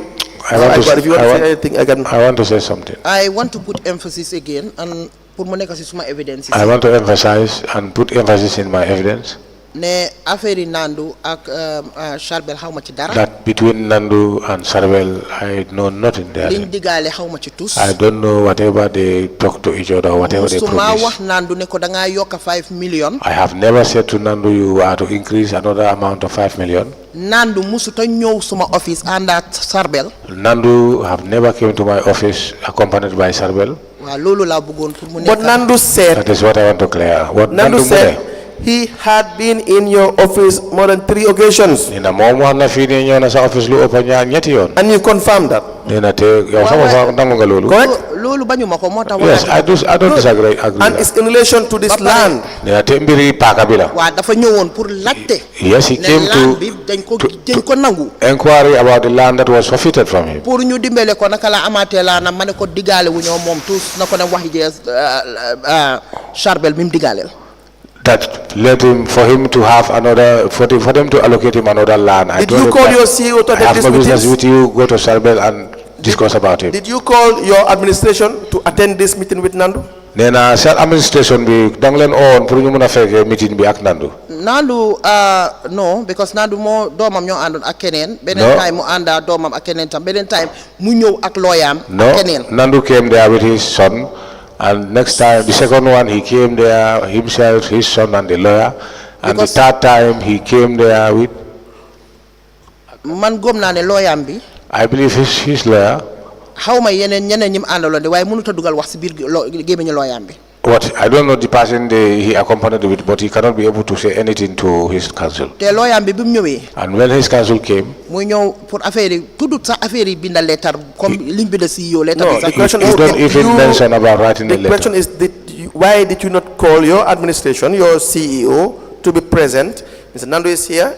He is here to follow up the issue of the land. At first, I told him to come to your office, but he keep on coming here. Let's have a meeting and solve the problem. Why would you not call your CEO or your technocrats? Waaw bi wala laajte bi mooy lu tax yow ooloo ñi nga xam ne ñoo nekk sa ron mooy CEO wala technocrats yi pour ñu mën a toog nga leen Nandu mu ngi nii ñëw naa fii benn yoon ñetti yoon wala ñeenti yoon. More than 3 meetings. dama foog ne jarul toog may au CEO bi because wax naa ko de ñun amuñoo moom affaire na dem wax Charbel. I thought that it was not necessary for CEO to call CEO because I told him that we don't have any deal with you. Let you go to Charbel. The first time. And he came back again. Now tell us why. Wow, the same thing. Foog naa dafa am loo nekk di miss tamit ne man public office la amee. I think, Council, you are really one thing that I am holding a public office. When I got back to the office today, su ma delloo sa office bi tey Nandu ñëw fa mënuma ko daaxa. if I came to my office today, Nandu came there, I cannot be able to drive him out. No, you are missing the point. Nena yow de kon xam naa ne yaa ngi miss point bi de. That is not how the public office works. Nena public office du dee liggéey noonu. That's not how it works. Nena nekkul ni yoon boobu. You are the mayor. Yow yaay mayor bi. And so it is not anyone that wants to see you can just see you. Then it will be a marketplace. Nena nekkul ne képp ko xam ne daf la bëgg a gis rek ñëw rek gis la nena kon loolu dafa mel dafa nuroo ne foofu marché la sax. You are there to serve a purpose. Nena yow yaa ngi foofu pour serve purpose. You operate based on regulations. Nena yow sa doxalin bi foofu dafa mel ni ñu ko tëralee. Madam Mayor, you were kind enough to accommodate Nandu into your office. Nena wa mun nga ba nga yóbbu sa welcome ko sa office. He spoke about a plot of land that he got from the area council. Nena mo dal di wax di la wax mbiri paaka bi nga xam ne jot na ko si area council. You referred him to the CEO. Nena nga dal di ko yóolu si CEO. Baatale ko si CEO, correct? Charbel, not Nandu. Charbel or Nandu? No, I'm talking about Nandu. Now, when Nandu came to your office to complain about the land, he came more than 3 times. Affaire Charbel Nandu la mo bu mu ñëwee si sa office di complain. Yes, the first time you told him well, you have to talk to the CEO about this, correct? nee na bu yoon bu njëkk bi nga dal di ko ne déedéet da nga waxtaan ak CEO. Correct? Charbel mu dem waxtaan ak Charbel. Yes, fine. Yes, with Charbel, fine. Charbel. The second time he came back again. nee na ñaaral bi mu ñëwaat. waaw. And he Yes. told him back to go and talk to Charbel. mu ne gisatut Charbel. Well, he said to me he could not be able to see Charbel. And so you told him to go to nee na CEO. kon si la indi lawyer am. yes. The third time, I told him to go and see his lawyer. the third time he came back again. mu ñëwaat. Same issue. nee na benn affaire. Mayor, he was going to the person that he had an agreement with. nee na moom mu ngi dem si loo koo xam ne kooka la am nangutoo ak. That is why it is more than once. nee na lii moo tax mu ëpp ñaar benn That's why yoon. it's more than twice lii moo tax mu ëpp ñaar yoon. on the same issue. nee na si mbiri affaire. And you cannot stop him nee na te yow mun loo koo stop. because you knew how much he invested. nee na parce que yow xam nga ñaata la dugal si So you mbiri. cannot stop him. nee na doo ko mun a stop. That's fine. I have no idea. nee na That's boobu okay. baax na. That's all right. But you have told him, look, I cannot deal with this issue. I told you I cannot deal with this issue unless you have something else new to talk about. I can address this. nee na da nga ko waroon a wax ne dëgg comme li ma la waxoon wax naa la lii du ma si mun a wax dara xanaa soo amee leneen lu ñuy waxtaan de waaye du lii. Go to the CEO. dama si CEO. We never had an agreement with you in the first place.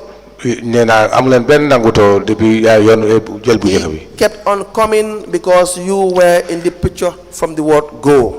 nee na yaa ngi fa moom toujours mu ngi ñëw si yow parce que yow yaa ngi si picture pour wax ko ne go demal. waaye si lead counsel. lead counsel. foog naa loolu yow sa opinion la. I think that is your opinion. ak luy Nandu wax fii. and what Nandu have said here. mënuloo jël waxi Nandu bi nga jël ko teg ko si suma kaw wax bi you man. cannot say what Nandu said and put wax it naa la on top of what I ne have said. Nandu ak Sarbel liñ digaale xawma ko. I told you that what Nandu deals with Sarbel, I don't know anything. See, do you know why you are mistaken? Then I'm going to mistake. If you juume. My opinion is formed based on what we see. Nena mom lu moy xalaat wala opinion bi yépp fu moy bayeku moy lu ñu gis. Be rest assured, if the evidence change and it has to be in your favor, I will tell you it is in your favor. I fear no one. Nena su ñëwé fi evidence mu nekk evidence bobu daf la febo nena dafa ko wax. I fear no man, Madam Mayor. That is not in the picture. Mom ragalut kenn. I can tell you free of charge. Nena mom lu mu na la ko sax mu yomb sax. We don't want to implicate anyone. Nena fi nekkuñ fi bëgguñ impliquer bëgguñ dugal kenn. If at all any evidence comes up that is new, that appears to exonerate you, Nena ben evidence bi nga xam ne ñëw na fi te dafa bëgg na exonerate. I can guarantee you in the open, and then if I have a meeting with the commissioners, I will bring it up. Nena mo la garantie ni si kanam commissioner si dina ko raise dina ko isi ko fi. Because see, Madam Mayor, no one paid my school fees except my father. Nena gis nga mom school am bi kenn fay ko sudul papaam. And I owe no one my oath except to God. Nena te mom kado wat bu mu wat amelu ko watolatu ko kenn yalla rek. I will repeat our position. Our position is that it is a conspiracy between you and Nandu and Sharda. Nena lu moy wax fi nena li lo xamne yeen yepp ko nangu tola de bi nga xamne yeen ñita yepp nangu ngeen pour def ko. And possibly CEO. Nena mën na nekk tamit CEO tamit bokk na. And that is the position we have now. Nena legi ñun si taxaway bobu lañ nekk. Now if you have any new evidence, Nena legi so amé ben wone bu es. please do not hesitate to bring it up Nena at any point in time. mën nga ko ñu ko jox anytime. And we can always come back to this. Nena mën nañ doylo si waxtaan bobu. Is that clear?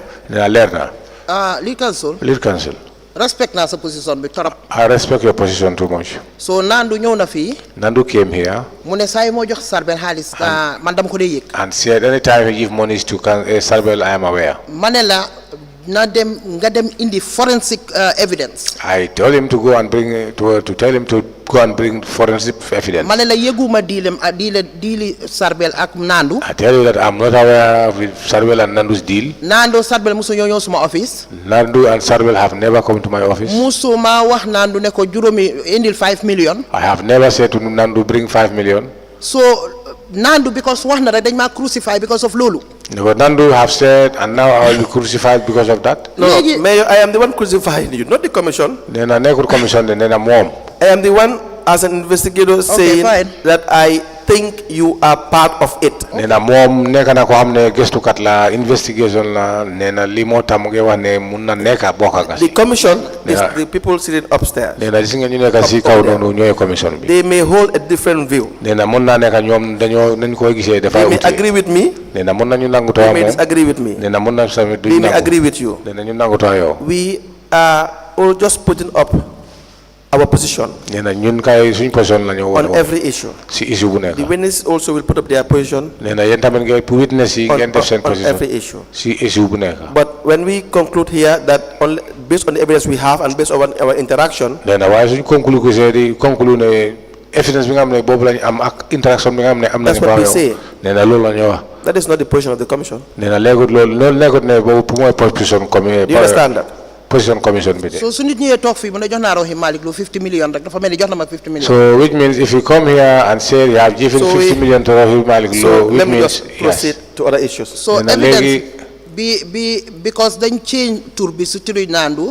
the evidence is that the names have been changed to that land. so loolu moom mi ne man I am part of the conspiracy. So which means I am part of the conspiracy. So I will move on to other issues because I was trying to show you how it works.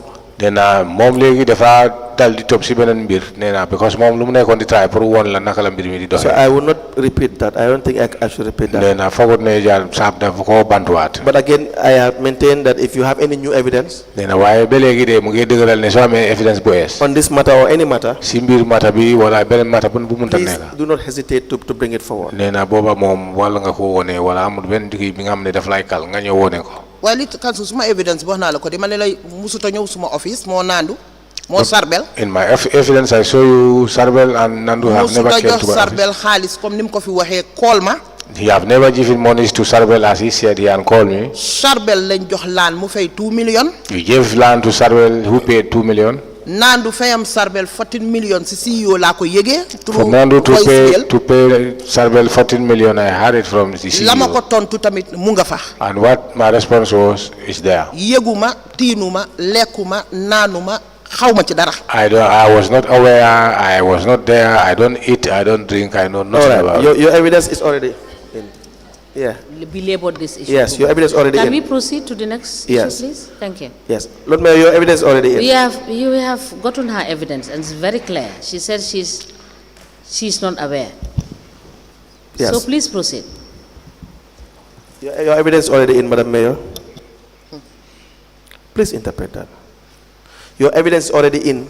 Nena sa card sa wana bi yeb jël nañ ko dugal. So we will discuss other issues. Nena nañ waxtaan leneen. Now, the land allocations for when you became mayor, Nena bi nga nekkee ñëwee ba nekk mayor. would you be in the position to provide us with the list of properties that were allocated? Nena land location yi nga xam ne def ngeen ko wala def nga ko nena mbaa mën nga ñu jox liste yooyu yi nga xam ne def ngeen ko allocation bi. Def ngeen ko is this def ngeen ko the best translation interpretation? Land that were allocated. Nena paaka bi nga xam ne yow bi nga joxe si sa jamono. Yen the area council. Yen si area council bi la ma wax. Can you provide us with the list? Nena ndaa mën nga ñu jox liste bi. CEO mooy the custodian. The Mayor, can you please speak into the mic so that we hear what you say? CEO is the custodian of the leased lands. CEO is the custodian of the leased lands.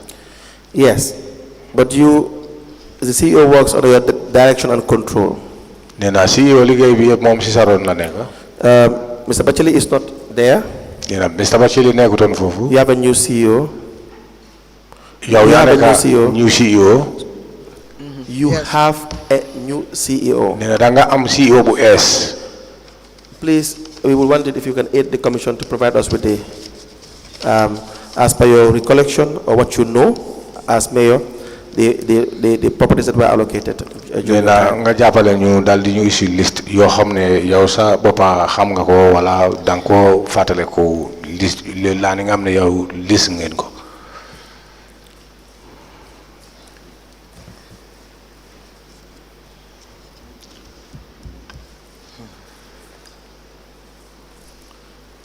I also have a question that I want to ask you. We have your former director of finance. Malick is no longer there, is he? nee na Modou Camara nekkatul foofu léegi. With BCC? BCC nekkatul foofu. waaw. Yes. I'm sure whether he is still with BCC or not. nee naa ndax mu ngi BCC ba léegi wala déet. nekkatu fa. He is not there anymore. In his statement, nee na moom statement am bi mooy. he mentioned the issue of a Moroccan fund. nee na wax na fi affaire Moroccan fund. Moroccan fund. Moroccan fund. Let me read to you. Says, regarding regarding council's funds being expended on renovation of the Albert Market apart from normal maintenance as per our budget allocation, I am not aware. However, there is a Moroccan fund that is doing some structural works at the Albert Market, and there in limited financial and operational data as far as my portion is concerned. I know that there are funds and funding from the Moroccan fund, and interestingly, it is not under the supervision of the Finance Directorate, and its activities should have been treated like any other project. Lulu was a Rafaela funding. What is a Rafaela funding? Okay, please explain to us. Yes. I'll bring. It was a Rafaela funding. It's about Rafaela funding. Can you please explain to us the details about that funding? It's a Rafaela funding. Lu xewon moy. Rafaela funding. What happened was. Dañ ko apply through suñ partners yi.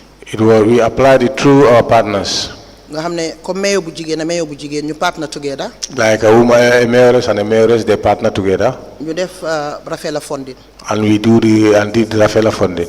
So everything is there, very clear. Dinaa la ko indil. Everything is there, it's very clear. I'll bring it. And the funds were paid to the Rafaela account. And the funds were all paid to Rafaela accounts. And it was to structure defar marché bi. And for the structure of the market. How much was the amount? Boreholes. And some boreholes. Okay, how much? So boreholes in New see because Rafaela is for the whole Gambia.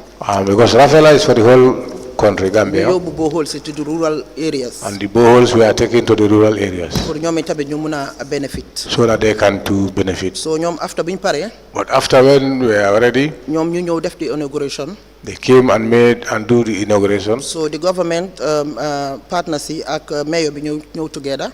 And the government partners and the mayor came together. ñu dem ci marché bi. We went to the market. ñu jógee fa ñu dem ba Jara fi ñu def boreholes yi. And from there we went to Jara where the boreholes were visited. Guy commissioned everything. And everything was commissioned. ñu def retirement ci jox leen ñu dem. And we did our retirement, give it to them and they left. I think the funding was about so $150,000, nekk $200,000. I cannot remember because of a yaga. I cannot remember exactly how much was the funding. If it was not 150, then maybe 200 euros. Indicate, nga gis ko. But I'll bring all the papers for you to see. All right. Thank you very much. Thank you very much. Yes. Let me just find out. Honorable Mayor, you indicated that you will avail us with the resolution, which would have allowed us to see the discussions. Wow. Yes. So please, were you able to get? Suma deputy mayor bi. What happened, my deputy mayor? Since I was here. Dem na pour seet the minutes. He went to check the minutes. Ba tey si suba ba tey mu wax ne gisagut leen. But till in the morning today, he was telling me he could not find them. So he contacted the clerk. Contact na the CEO bu fa nekk. And he contacted the new CEO there. Right now, bi si suba si bi ma wax man mu ngi si records di search. And right now, when I was speaking to him in the morning, he was searching by the records. Ba léegi mënu koo gis man bi ma ñëw fii at the time bi ma nekk fii. At the time I came here, he was texting me, telling me that he could not lay hands on them. So after, during the break, I will check whether he got it or not. Why the last time But the last time I was asked to bring some documents. Yes. They are here. Yes. Let him just quickly finish that, and then we can admit the documents before we go for lunch. Council? Yes. The witness has some documents, so you could quickly finish up and then we can get the documents admitted. She has some documents, she said. Yes. Do you want to proceed on what? No, we can have the documents. Okay.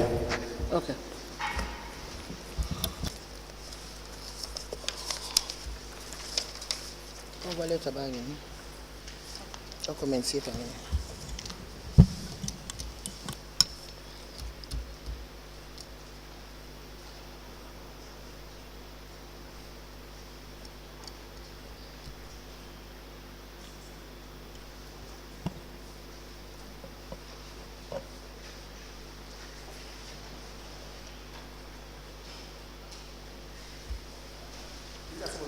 Documents that you were asked to bring, correct? Yes.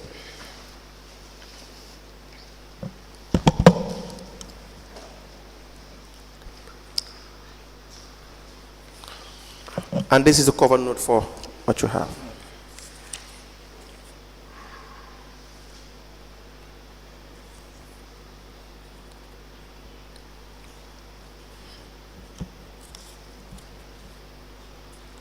Madam Chair, I believe we can do this during break to confirm what is in the cover note. It's about 14 documents, so that when we start after break, we just admit it once and for all. Madam Mayor, Mayoress, may I just give you this back? So during the break, I will guide you with the register as to how, so that we confirm the documents, and then you can guide us through it. So when we come after break, we just admit everything once and for all.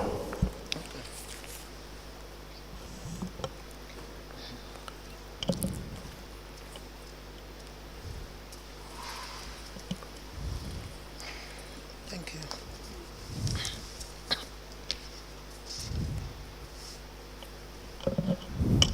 Now, there is an amount of $2,055,944.75 bututs. Do you call this into your account, please? nee na am na njëg boo xam ne 2 million 55,000. 55,000. $944.75 bututs. $944.75 bututs. Found into your account that you said in your statement was given to you by Juliet Mikone. Do you recall this? te gis ngeen ko si account waaye yow saw bi mooy ku la jox kooku la jox Julial. Do you recall this? nee na ndaa mën ngaa fàttaliku lii. 2 million. 2 million. Just look at your statement of the date is the 5th, I'm sorry, page 5. nee na seetal si sa statement bi page 5.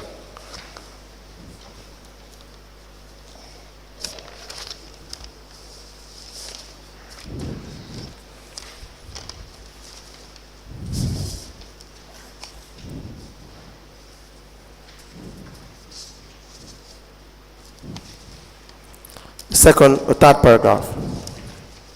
I'm almost my evidence with you. I don't have Can you please give the witness the statement of the witness of the 5th of March 2025?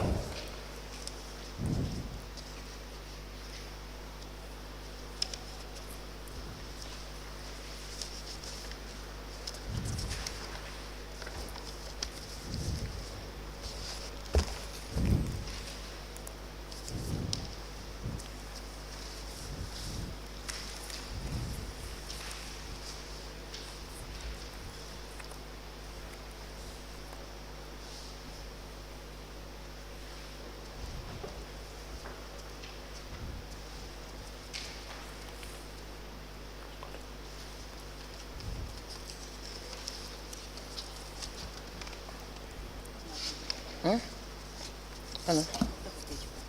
Page 5. Page 5.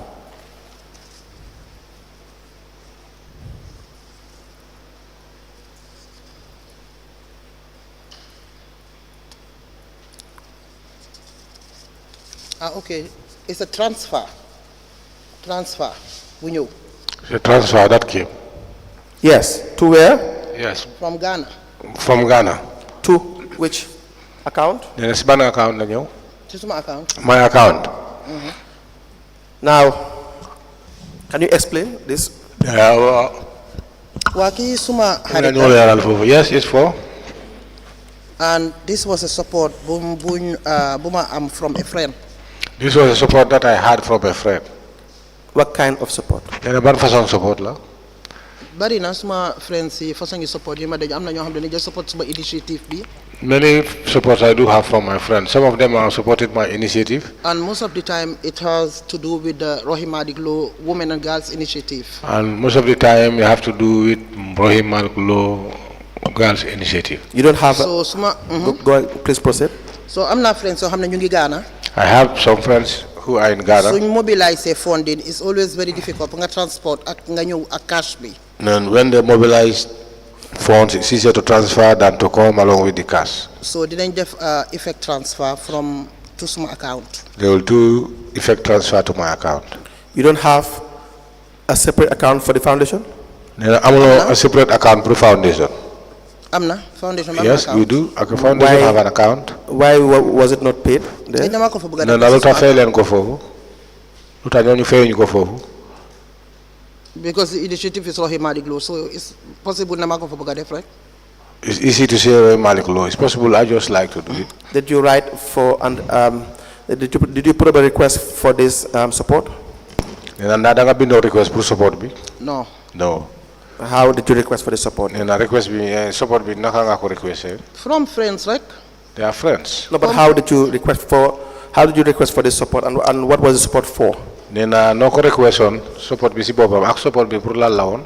Support my initiative bi, we support each other. Mayor bi muna am li wax ko benen mayor, ki am lele kile am lele. So they did not support the initiative, they support the mayors. Maybe mayors have some errors. I cannot even remember kan ñoma jo xaliss sax waye suma amé support bo xamné yo nga bëgga ma may $5,000 ki bëgga ma may li. It happens during my campaign.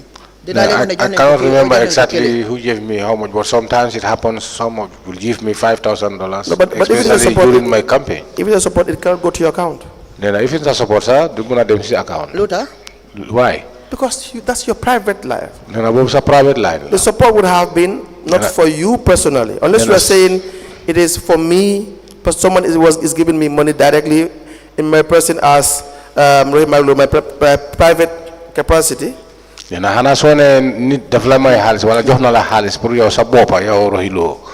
if it is for an initiative, project by virtue of the position you hold, that can be in your account.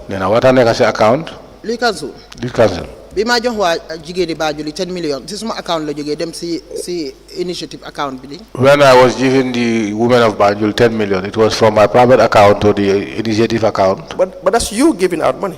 If you have money and you want to give, you can always give it anyhow you want. But if you are receiving, then you cannot receive it anyhow you want. Sorry, but that's how a public office works. Do you understand that? Now I know. Yes, but we will come back to this. This was in 2021. 2021. We will come back to this. Yes, during break. I have another issue I want to raise with you. Is with respect to the LED lights that was procured in Senegal. LED lights. Please. What I just want to ask before you get to the next point, Madam Lowe, this support.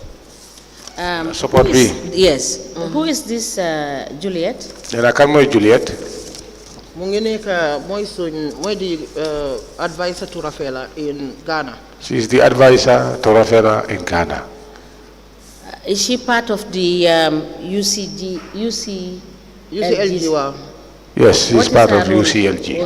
Mooy director bi mooy di advisor to Rafela.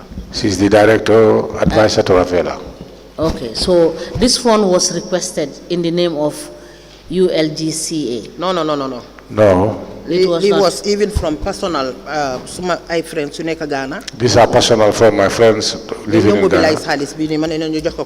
They mobilized the monies and I instructed them to give her these monies. It has nothing to UCLG. And for her to transfer it to me, it has nothing to do with UCLG. Instead, we pay them. UCLG. You know, and they pay. Or less we pay them. We used to pay them. Why must you just $1 to any country? But they have never given a buru to any country. So, but there was no request for this funding, right? Then why am not request for like funding? A formal request. There was no formal request. No formal request. No. Council, you may proceed.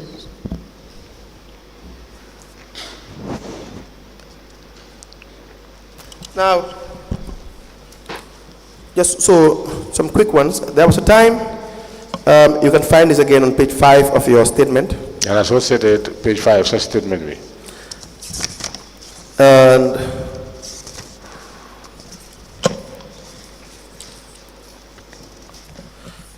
that an amount of $1,800,000 was transferred to your account And $800,000 is boobu lañ transfer sa account. by Adama Fofana. Te ku ko transfer mooy ku ñuy wax Adama Fofana. Page 5. Yes, please. Page 4. Nee na page 4. Wow. Do you Yes. recall what this was for? Nee na mun nga fàttaliku xaalis boobu pour lan la woon. So Adam suma doom la. Adam is my daughter. So suma raka bu jigéen moo nekk international appointment Nigeria. My younger sister, she's in an international appointment in Nigeria. léegi-léegi mu gis nit kuy ñëw mu jox ko 10,000. Sometimes when she sees somebody going, she used to give her 10,000. léegi mu gis nit kuy ñëw mu jox ko 5,000. Sometimes she sees somebody coming and hand over 5,000 to him. mu ngi sampa kiram kootu. And she's instructing her compound in Kotu.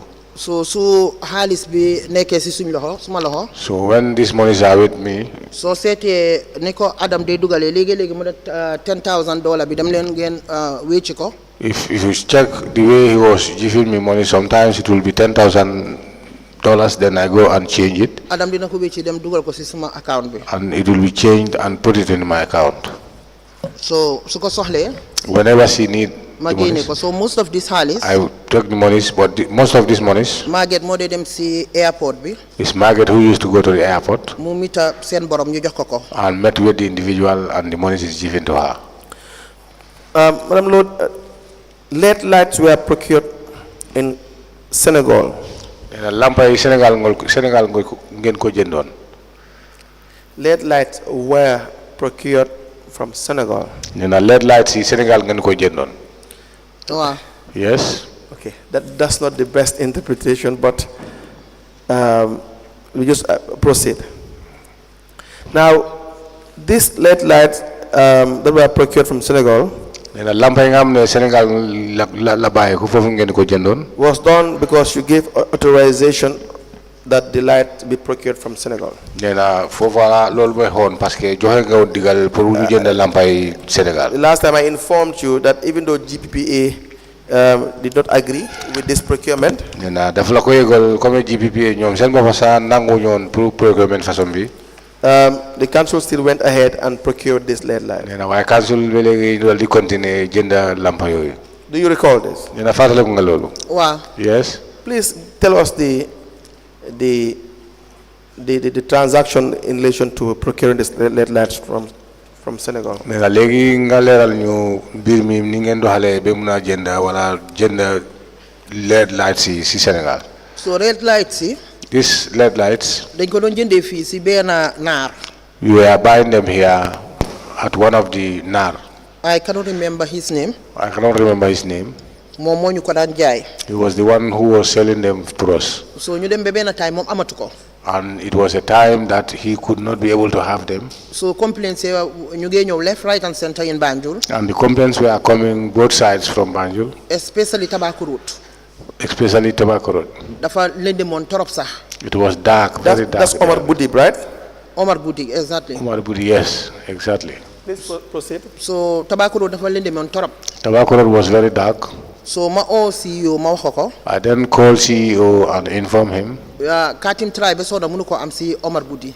Katim tried, but he could not be able to get it from Omar so mu am Budi. benn time ma dem Sénégal. So there was a time when I went to Senegal, ma gis lampa yi. I saw the lights. so bi ma ñëwee ma wax ko CEO. So when I came, I informed the CEO. ma ne ko gis naa lampa yi Sénégal. I told him that I saw this type of lights in Senegal. so ñu binda GPPA. We wrote to GPPA. GPPA reject. The GPPA have rejected. so ñu bindaat ko. We wrote it again.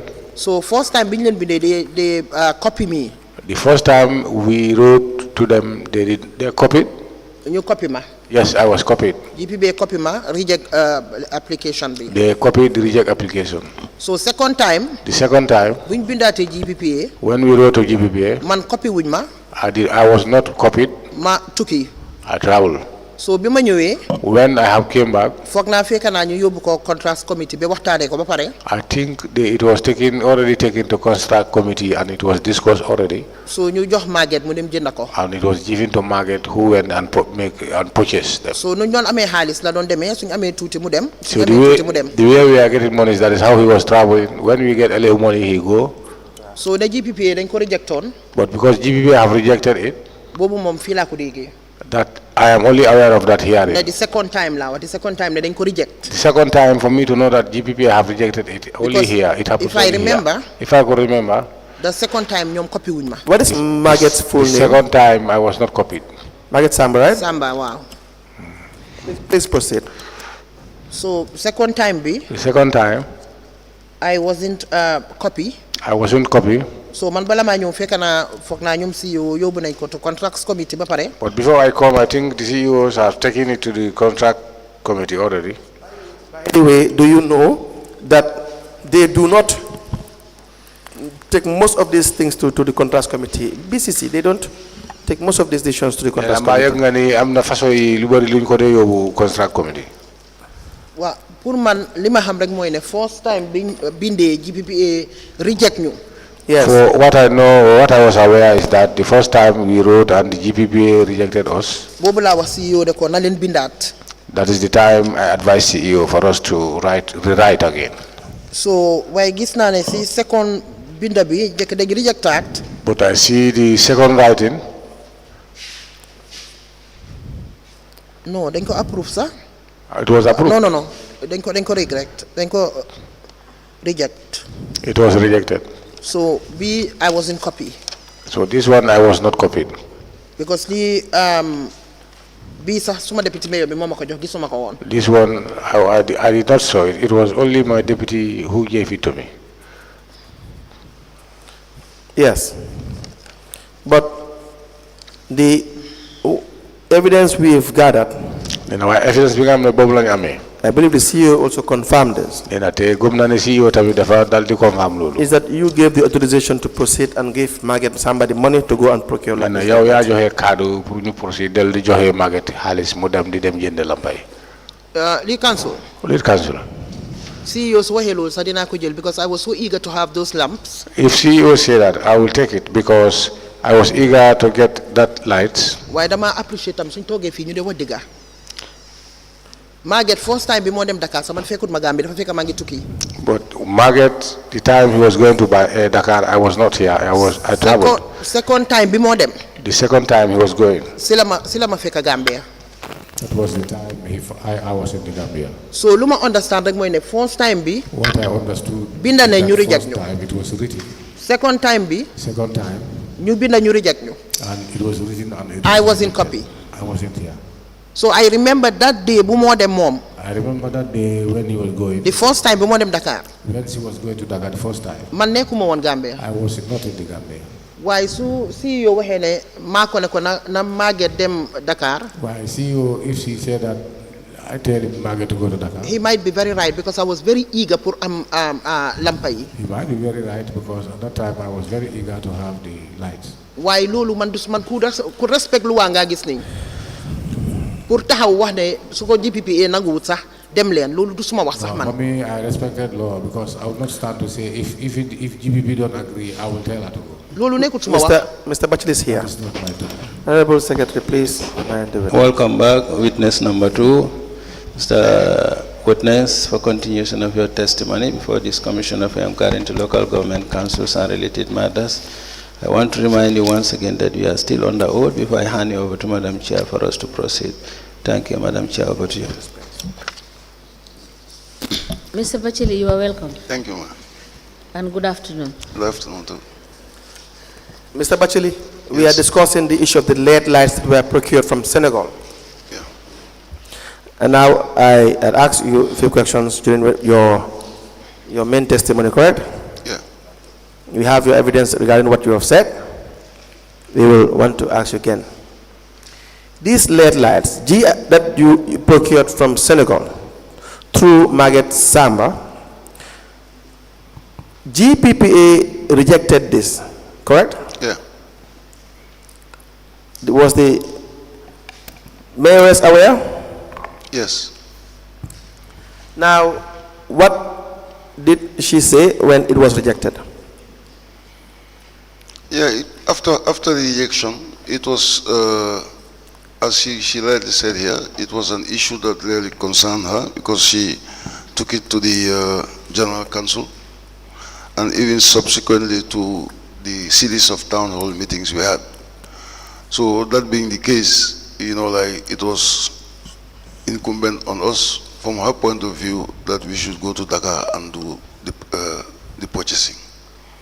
Did she give an instruction that you can go ahead with the procurement regardless of the rejection by GPPA? Yeah, basically that was it. Because since we did not have it and then we were supposed to go to Dakar to get it, I guess that is what it means. That is what it means? Yes. I had told you that the comments were, I believe, is it the Director of Finance also? Someone said that the mayor said that you guys should proceed with the procurement even though GPPA did not approve, but she will not sit by and allow crocodiles to bite people in Biden, correct? Yeah, in a nutshell, yeah. Was that comment made? I'm not too sure whether I had that comment being made. You're not sure about whether you have had that comment being made? Too sure that I had. But you know that it was... I knew that we were supposed to go and to continue doing it. It was rejected and she said you guys should go ahead. Yes. Madam Lowe, the CEO, that is the evidence of the CEO. That you were aware about the rejection of the application, but still went ahead as per your instruction. Please cancel. Duma neka di hichante CEO fi mom la du mom luma xam moy ne I was very eager pour am lampa yi Banjul mu ngi lendem dem na Dakar gis na lampa yi munuñ ko wona am fi we could not be able to have them here. Bi na GPPA When we went to GPPA reject na ko first time. The first time it have rejected. I was copied. Second time being the GPPA. Second time when we wrote to GPPA. I never have the idea or knew that it was rejected. I never knew and I don't have the idea that it was rejected. The interpretation, the voice, the volume, maybe it's the microphone. Is it the microphone, Mr. Bojang? Hello? Lampa, we are very eager for AMCO. Those lights to get them. Discuss na ko si council bi from to council. I was very concerned about lampa yi on a CEO du bena yon du ñaari yon lolu su ko waxe wax na dëgga. And I was very concerned about the lights. Topa nañ Mahmoud Besona. We followed Mahmoud. Def nañ a lot of follow ups mënuñ ko am ci mom. We make a lot of follow ups but we why will you proceed knowing fully well the authority that is responsible is saying you cannot? Nena lu tax nga dal di continuer te yow sa bop xam nga ne autorité bi nga am ne ñoo amé cadre ñoom dal. That is where the problem is. Why wax na la ne force bi ñu rejecté. I said the first time we were rejected. Yek nako. I was aware. Second rejection bi I'm not copied yeguma ko. Second rejection I was not aware due to the fact that I was not copied. Do we have the volume of the please Mr. Boja increase your volume. Mane first rejection bi. No, not you. I want the first rejection. Biñ ko first rejected. Please allow the chairperson to interview. Okay. Please. I know the microphone may not be very distinct, but just increase your voice. Very well. Yeah. Mr. Batchily. Yes. Is the mayor aware of all the rejections from GPPA? Yes. Okay. How was she aware? You have a meeting? Yeah, we had a briefing. In the microphone, please. We had a briefing. A briefing? Yeah. About all this? Yeah, and she knew that there were total rejection from all this? It was explained. And she decided to proceed? Yes. Good. You've had again the CEO. It is contrary to what you are saying. He is saying you are aware of all the rejections. You gave your instructions that they must proceed. Maybe this will remind you of the the meetings you've had with the CEO. nee na léegi lii mun naa la xelal wala fàttaleku la meeting yi nga xam ne am nga ko ak CEO. What is your response to this? nee na loo am pour tontu. CEO su waxee ne amoon naa meeting ak moom concerning the second rejection. If CEO said I had a meeting with him concerning the second rejection. xam naa ne the first one. For me, I know the first one. Bi GPPA rejected. When it was rejected by the GPPA. We spoke about it. We spoke about it. Second rejection, and I was copied in it. The second rejection, and I was copied. Second rejection. The second rejection. Copy wingma. I was not copied. Can inform ma. Nobody informed me. Why lima buga wax moy ne? All I want to say is that I was so eager pour am lampa yi because Banjul dafa lendemon. I was so eager to have the lights because Banjul was dark. So CEO wax na mako. If CEO said he have informed me, I will honorably take the words of CEO. I will honorably take the words of CEO. So kon yego nako. I was aware. Why would you be aware and then you still decide to go against GPPA instructions? Nena la dama tax lolu nga dem be yek be pare GPPA instruction bi nga xamne wax nañ ko nga dal di ko wédi. Why? Nena lu tax? Lolu mënuma ko answer lima xam rek moy ne I was so desperate pour am lampa yi pour Banjul am light. Unfortunately for that, as I said, I was desperate for but then you comply with the regulation. I was eager for Banjul to have the lights. Then you comply with GPPA. Nena kon da nga wara comply with GPPA. Why wax na la ne second rejection bi man yeguma ko dafa fekk man ci suma boppa. No, you have already accepted. If CEO says that you were aware, then you were aware. Nena legi nangu nga parce que CEO mu ne nangu yow dang ko yegon yow sa wax nga ne waaw su waxe lo rek nangu nga ne yeg nga ko. Again, you can say that I was not aware. Nena be legi sa The evidence is yours. mun nga wax ne yegulo ko de nena yow ya mom sa evidence de. Yes, because CEO's evidence. Nena CEO mom bo ne am bi moy. Let me ask you. Because, CEO's evidence is consistent with the documents we have. Nena CEO evidence am bi ak kayit nga am ne yoy lañ am nena ku and nañ. And other witnesses testimony as well. Ak ay sédé nga am ne wax nañ ko fi. Because the first rejection nena rejection bu njëkk bi is dated the 17th of March 2022. Nena 17th of March 2022. These are all exhibited. The letter from GPPA with the reference number BCC/TR1/222 in bracket 2 in bracket M.S, addressed to the Chief Executive Officer, which reads, request for approval to procure LED lights from Senegal. We refer to your letter without reference dated the 4th of March 2022, but received on the 15th of March 2022 relative to the above subject matter. Please be informed that the authority cannot make any decision on the request because of the following anomalies. 1, no procurement method was chosen. 2, no GPPA Form 100, which is the requisition form. 3, no GPPA Form 012. There's a declaration by each member of the conduct committee, including the accounting officer. There's conflict of interest form. No, and then please correct above mentioned anomalies and resubmit for our consideration. This one is not rejecting the application. It is saying that it cannot be granted because there are gaps. Fill the gaps, resubmit, and we will consider. Correct, CEO? Yes. The second one is dated the 30th of March 2022. March 2022. Addressed to the Chief Executive Officer from GPPA with the reference number GPPA/BCC/TR1/222/ in bracket 2/ in bracket P.M.A. It reads, single source of LED lights. We refer to your submission without covering letter, but received 28th of March 2022 relative to the above subject matter. Having carefully reviewed your submission based on the information provided in the minutes of contracts committee meeting dated the 7th of March 2022, we regret to inform you that approval cannot be granted because of the following.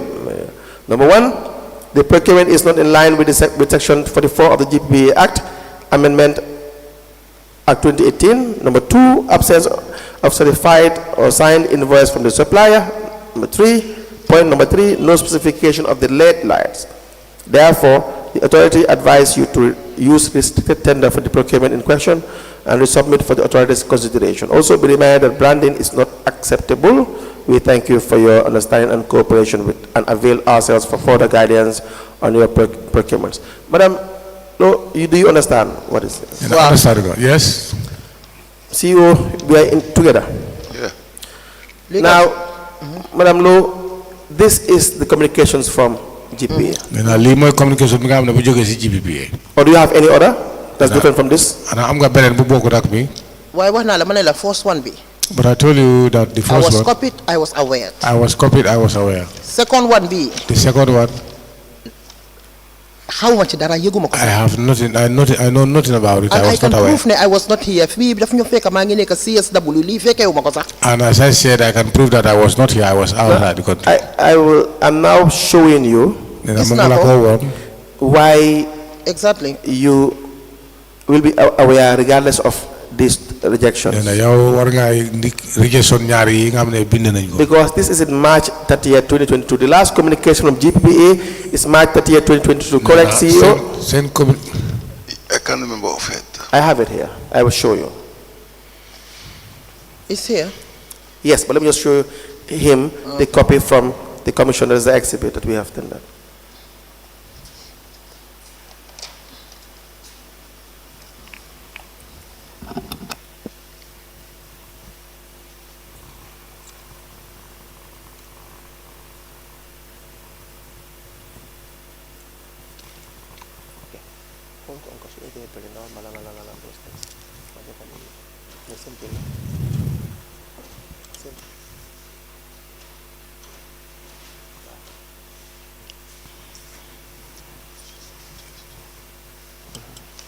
Yes, CEO, correct? That's the last communication from GPA. Yeah. Correct. Now, Madam Mayor, then we have the communications between the CEO and the Director of Finance.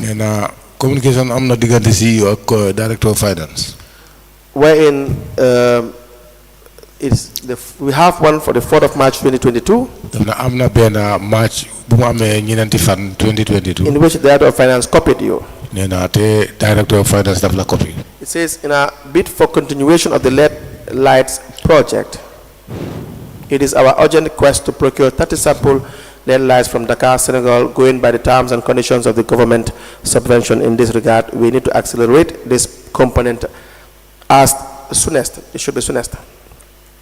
Remember, we have already procured from PowerCon some scores amounting to over $900,000 and installed them on designated city streets from organic funding. We wish to proceed with the said project but are faced with the issue of lack of availability locally. It is prudent I seek your approval to procure them from Dakar through certified dealers confirmed to us by the Office of the Mayor of Dakar and in consultations and networking with the Lord Mayor of Banjul and Office of the Mayor, BCC. I wish to apply for an impress of $354,000 translating into $11,800 each as a sample batch. We seek your support and advice in this request. This is 4th of March 2022 before the rejections, right? 1st of March 2022. And number one, the mayor should not engage in procurement. I don't know whether we are on the same page on that. How did I get involved? Because of the letter of the finance director. Letter finance director. And the contact in Dakar. Do you understand that? The letter clearly shows that you were aware of this. I seek your approval to procure them from Dakar through certified dealers confirmed to us by the Office of the Mayor. Businessman Senegal the Office of the Mayor of Dakar. The Office of Mayor of Dakar. And in consultation and networking with the Lord Mayor of Banjul.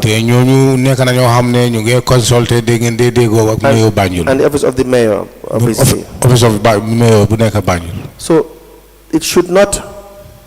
The issue should be we need LED lights. LED lights. And you stop there.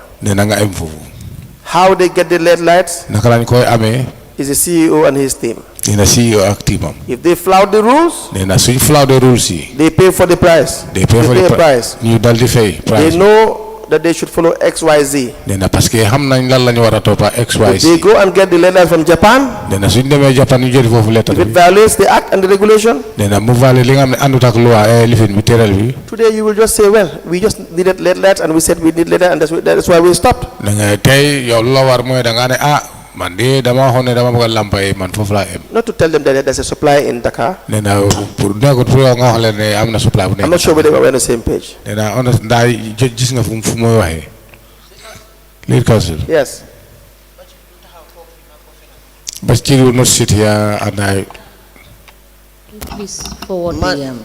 the allo ma ne Yes. Batchily du toog fii maa ko fen rus naa loolu sax Batchily will not sit here and I'll tell lies. I'll be very much ashamed for that. man wax naa la ne I said that. man maa wax Batchily ne ko I told Batchily that lampa yi dañ ko need urgently because Tabakuro dafa blackout totally these lights we need them urgently because tobacco road is blackout. ñu def effort ba sonna si Mahmoud munuñ koo am We do all effort with Mahmoud but we could not be able to. man ma get it. tukki dem Sénégal I traveled to Senegal. man maa ñëw wax ko Batchily ne ko lampa yi am na Sénégal I came and I the one who tell Batchily that there are lights, these lights in Senegal. ñu bind la GPPA We wrote to GPPA. GPPA came up with this ak letter bi The GPPA came up with this letter. so bi GPPA waxee ne dañ war a bindaat When the GPPA told us to rewrite, man fa laa leen bàyyi ma dem CSW in March that is time where I left them and I went to CSW. You told them that the LED lights are available in Senegal. Nena yale wan ne later lampa yu am nañ waaw Senegal. loolu maa ko ko wax Yes, I told him that. So the supplier was identified by the mayor. non man xaw ma supplier sax No, I don't know the supplier. li xew mooy boobu moom I have to make justice ak Batchily li What xew mooy happened there, I need to make justice with dañ Batchily. yóoni Maguette dem Dakar si council bi foofu Council, we send Margaret to council. seen Margaret went to technicien si yóbbu ko fi ñu ko dee jëndee their technicians took her to where they used to buy them. mu ñëw ñib si She came back. Batchily na ko na delluwaat indi ay invoices Then Batchily requested her to go back and bring the Maguette invoices. delluwaat Dakar indi invoices Margaret went back to Dakar to bring the They went to invoices. Dakar because you instructed them to go to Dakar. Nena parce que yéen a ko jox instruction Correct. pour mu dem Dakar. Waaw. Yen yaa ko jox. yaa ko jox instruction pour mu dem Dakar. Correct? waaw Yes. That made you take part in procurement. nee na lii moo tax nga dal di bokk si procurement. waaw nangu na Yes, I agree. And that is wrong. nee na tey loolu la waa àndut ak loo yoon. Correct? waaw Yes. So he posted on other issues. Now, the finance director, nee na léegi suñu demaatee si finance director. again in May 2022, nee na weeri mai 2022. this is more than a month or close to 2 months after the rejection of the 30th of March 2022. weer la wala lu fa weer la balaa bi nga xam ne ñii def nañ rejection bi nga xam ne bu 2022. In March 30th, March 30th was when the GPA said finally we cannot approve this procurement. nee na match bu mu amee fanweeri fan keroog lañ joxee seen kaalu mujjee bi ne procurement bi duñu ko mën a def. Please use a restricted tender method nee na booba lañ la wax ne nga doxalal lu ñëw wax restricted tender method. and please submit back nga dal di ko delluwaat again, foofu submit ko. so that we can consider this. nee na pour nga gis ne ñu mën a koo seet bu baax. There was no submission, Mr. Batchily, correct? nee na And then you proceeded to procure. Now, in May 2022, nee na May 2022. you, Mr. Batchily, received a letter from the Director of Finance of the Area Council on the 9th of May 2022, which reads, topic, continuation of the LED lighting project. That in our bid for continuation of LED light project, it is our urgent quest to procure 35 sample LED lights from Dakar, Senegal. This start scheduled procurement of sample LED lights from Senegal came against the backdrop of Banjul Muslim elders courtesy call on the Lord Mayor at her residence on the 8th of May 2022. Some of the burning issues that cropped up during the visit was the darkness and lack of street lights in some residents of the city. This is a bit in the continuation with the said project are faced with the issue of lack of LED lights locally and the need to solve endemic darkness challenge in the city of Banjul. In the footsteps of proven successful purchases, I seek your approval to procure them from Dakar through certified dealers confirmed to us by the office of the Mayor of Dakar and in consultation with networking with the Lord Mayor of Banjul and office of the Mayor of BCC. I wish to apply for an imprest for $472,000. Now it seems the money has changed. It was about 300. Do I get it right? 354. Now $472,500 is translated into $13,500 each for 150 watts. For 150 watts. Now the first was saying is translated to $11,800. Now capacity per light. We seek your support and advice in the request. Now, Madam Mayor, you are aware of this letter? You are copied. Let me show you. It's all in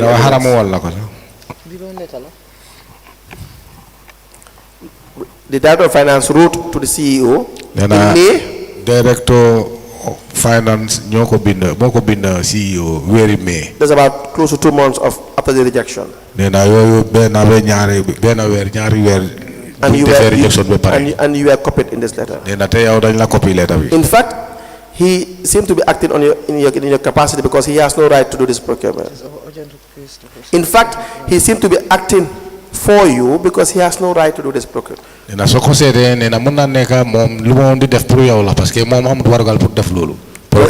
in that letter, he kept on referencing your meeting with the Banjul Muslim elders in your residence.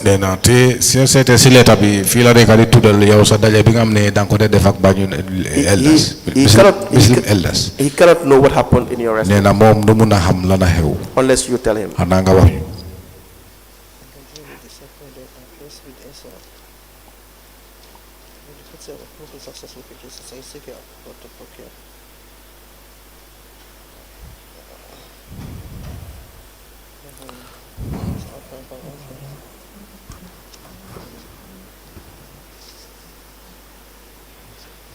I don't know.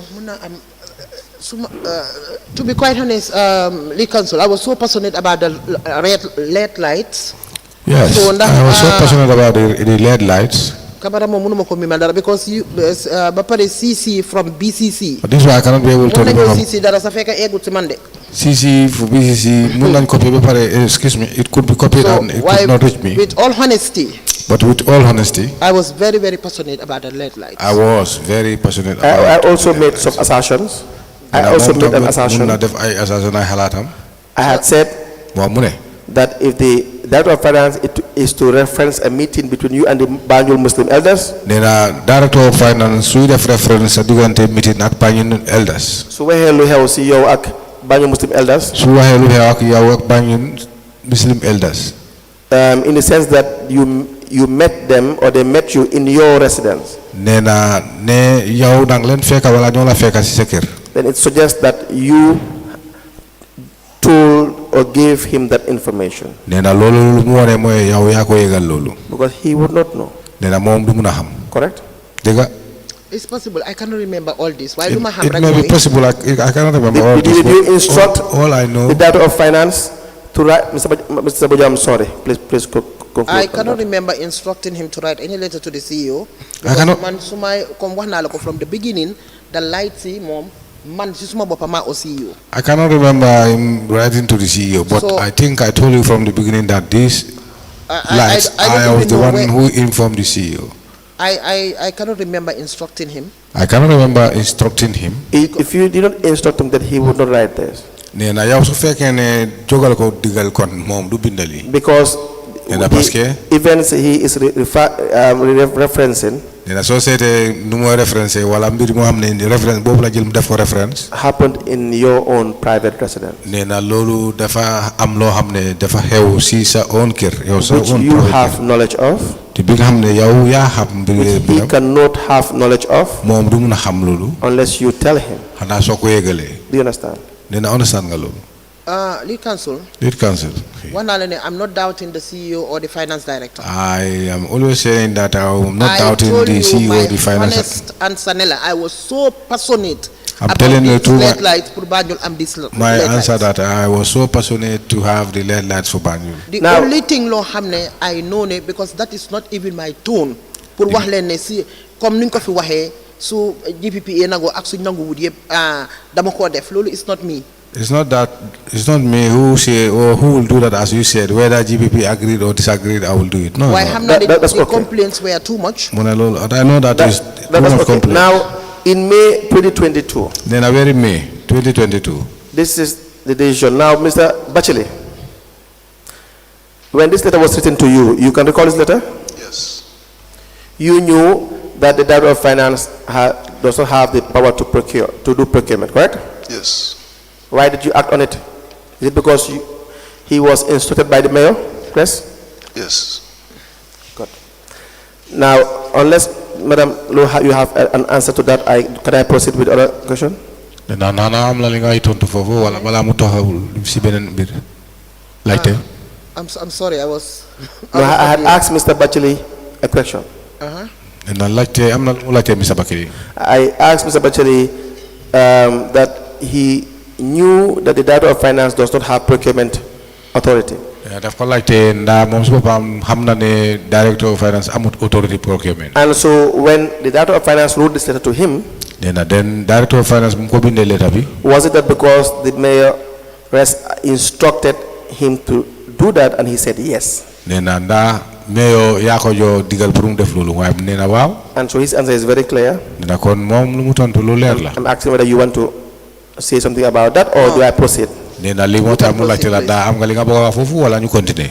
Now, Mr. Batchily, sorry, Madam Lowe, in May 2022, Nena very May 2022. this was the period, this was after the rejection by the GP. Nena li nekk naa ne dañ after rejection. Why did you not request to see an approval Nena lu tax laajte wala request pour mun a am kaddu wala approval before they proceed with this? balaa ñu proceed. Why li council Lead council. wax naa la ne man xaw ma woon ne GPPA sax dañ disapprove lii man xaw ma loolu. I told you that I don't even know that I am just GPPA being have very disapproved honorable this. pour wax ne CEO bëgguma xëccoo moom ma ne I'll take it. I am just honorable, as I said, because CEO have said that already. This is The why I evidence have is taken clear. I'm now saying that you have been copied by memo of the Director of Finance. Nena lu may wax ni dañ la copy memo bu jógee si Director of The Finance. Director of Finance was instructed by you. Nena ki nga xam ne yaa ko di jox digal. This was in May 2022. Nena weeri May la woon xatim At this 2022. point in time, Nena si jamono bi. even if you do not see the second rejection, Nena soo gisu sa second rejection bi. you can request for approval. Nena war ngaa laajte pour ñu jox la approval. To see, in Wolof they will say, foreign tolu, where is do you guys have an approval from GPPA? For you to know or ask them whether they have approval from the GPPA. Did you ask that question? Nena daa dang lañ laajte loolu. non waaye li council foog naa No, dama but- laa wan ne la ñun bi ñoo apply pour GPPA we The apply in council, bulk when we were applying this for council, we applied for in bulk. and then ñun dañoo jënd according to nuñ amee xaalis. And we used to buy them according to the monies No, we you don't have. understand We what I'm have trying to monies. say. so no understand naa loo wax de so I if understand. approval is coming dafa war a ñëw rek pour benn ne you approved to buy 10 lamps. So the approval that will come will say, or for instance, you will approve to buy 10 lights. so ñun suñu amee xaalis ñu jënd ñaar suñu amee ñu jëndaat ñaar suñu amee ñu jëndaati ñaar. When we have monies, we can buy 2, and again, when we get What monies, is the relevance with that? And no because you are asking me why I didn't ask them for the approval. yeah, because yes. because there was no approval for anything. Wow, And the this Pascal is what approval, I'm I'm saying. done. I accept. Then ma ne la yëguma ko woon xaw ma I ko. agree, and I said I was not aware. I don't know. accept naa ne waaw baax na approval amutoon. I agree that there wasn't any approval. Now, Mr. Batchily, Yes. why was the money paid to Margaret Sam to do the procurement? Were you acting as per instructions? Yeah, because he was the one supposed to go to Dakar to get them. Who asked that Margaret Sama should go to Dakar? The mayor. Okay. Mr. Madam Lowe, do I proceed or do you want to say anything about that? Then I'm continuing. Wala da nga bëgg a wax dara. I can proceed. Any questions from the commissioners before I move on to the issue?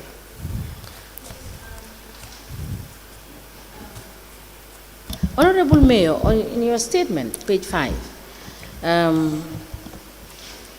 I needed to have asked this before we concluded on the issue of transfers. There was a cash transfer of 1,000 and $59.97, and an additional $1,000 from UNDP Regional Center into your personal account in BISIC in 2018. And this statement you made on the 5th of March 2025. Now, can you recall why this money was paid into your personal account by UNDP? I was told by the investigators. Yes. Why, to be quite honest, I remember. I cannot remember. Wax nañ mako ne ñu ngi gis $1,000 from UNDP. Why mënuma remember? I don't know whether this 2018. Yes, the statements indicated 2018. Yes, I cannot remember exactly twen- because I was told by the investigators, but I cannot remember whether it was in the year cannot 2018. remember And I cannot remember. No, I am asking for the purpose of the payments of To the be money. quite Nena, honest, mu ngi I laajte cannot lan ay remember. sababu wala lan ay dalil yëguma ko woon fay sax. bi. No, to be honest, I was not even aware of this. Investigators ñoo mako wax. I was told by the Ne ma dañ investigators. gis $1,000 bu ma UNDP fay. I don't know whether I saw $1,000 of which people were paying to me. Yes. Count. And I just want to find out, Mr. Kamara, Ne dafa bëgg a leeral bi affaire yi Mr. there Kamara. is a $1 million that was paid as, which was paid to him. Ne dafa am benn amount bu dem ba $1 million bi nga xam ne fay nañ ko si moom. And I want to find out whether your office had made any attempts to recover this money.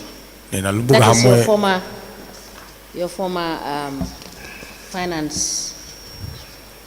mooy xaalis bu mu doon lebal ne boppam. ndax sa office def na effort pour mun a recover xaalis boobu noonu. Yes.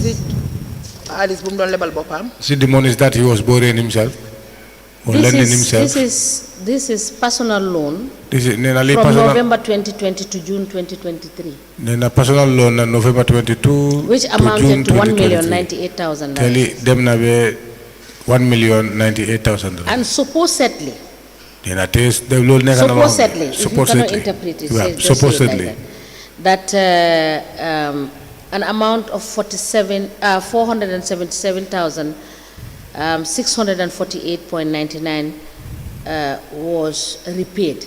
Do you have any evidence of that? nee na ma am nga evidence boobu xaalis bi nga xam ne wax na ko fii de boobu nee na fay na ko. maa mi saga ma fay ñu dara. Astagfirullah. So please note it down and Mr. cross Kamara check. did not pay anything. Mr. Jonga bind na ko. Yes, please cross check. All I know was and that it was provide us written by with, Mr. Jonga. Evidence of this 1 million. nee na Please nga write it. provide ñu evidence bu 1 million 98,000 98,000.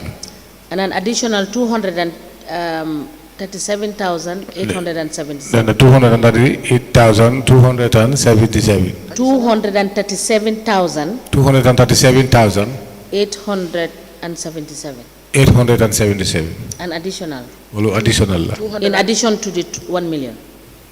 237. The first amount is 1,098,000. 8,000. Did you get that? Yes. The second amount is 237,000. 237,877. 877. Yes. And please check 675,000. 251.0 0.1 butut. $675,251 is .01. Did you have that also? In his name. Please note that, yes. Cross-check with your office and find out for us and give us if there is any evidence. And the dates? This is from period November 2020 to June 2023. November 2022. November 2020 to June. 2023. Yes. And please cross-check, our mandate stops at January 2023. So cross-check any amounts that are up to January, end of January 2023, that is 31st of January 2023. Also, please provide us with some explanation about there is payment of support money for 14 months amounting to 10,312,557.35 support. Mr. Kamara tabulated these amounts. That is from the 4th of November, take the date, 4th of November 2021 to 19th of May 2022. 4th of November 2021. Yes, 4th of November 2021 to 4th of 19th of November May. 2021. Yes, to 19th of May 2022. To the 19th of May 2022. Support of 10 million. Yes, that is between, that is a period of 14 months. He indicated that you spent 10 million. On support? Yes. 312,257.35. 10 million 300 257.35. Okay. Yes. Support. And the last question for Mr. Kamara is that Mr. Kamara admitted that he was being paid transport allowance before this commission. Mr. Kamara talk na fi nangu na ne mom dañ ko dengen ko di fay transport allowance. And then the council went ahead and was giving him money to hire a car.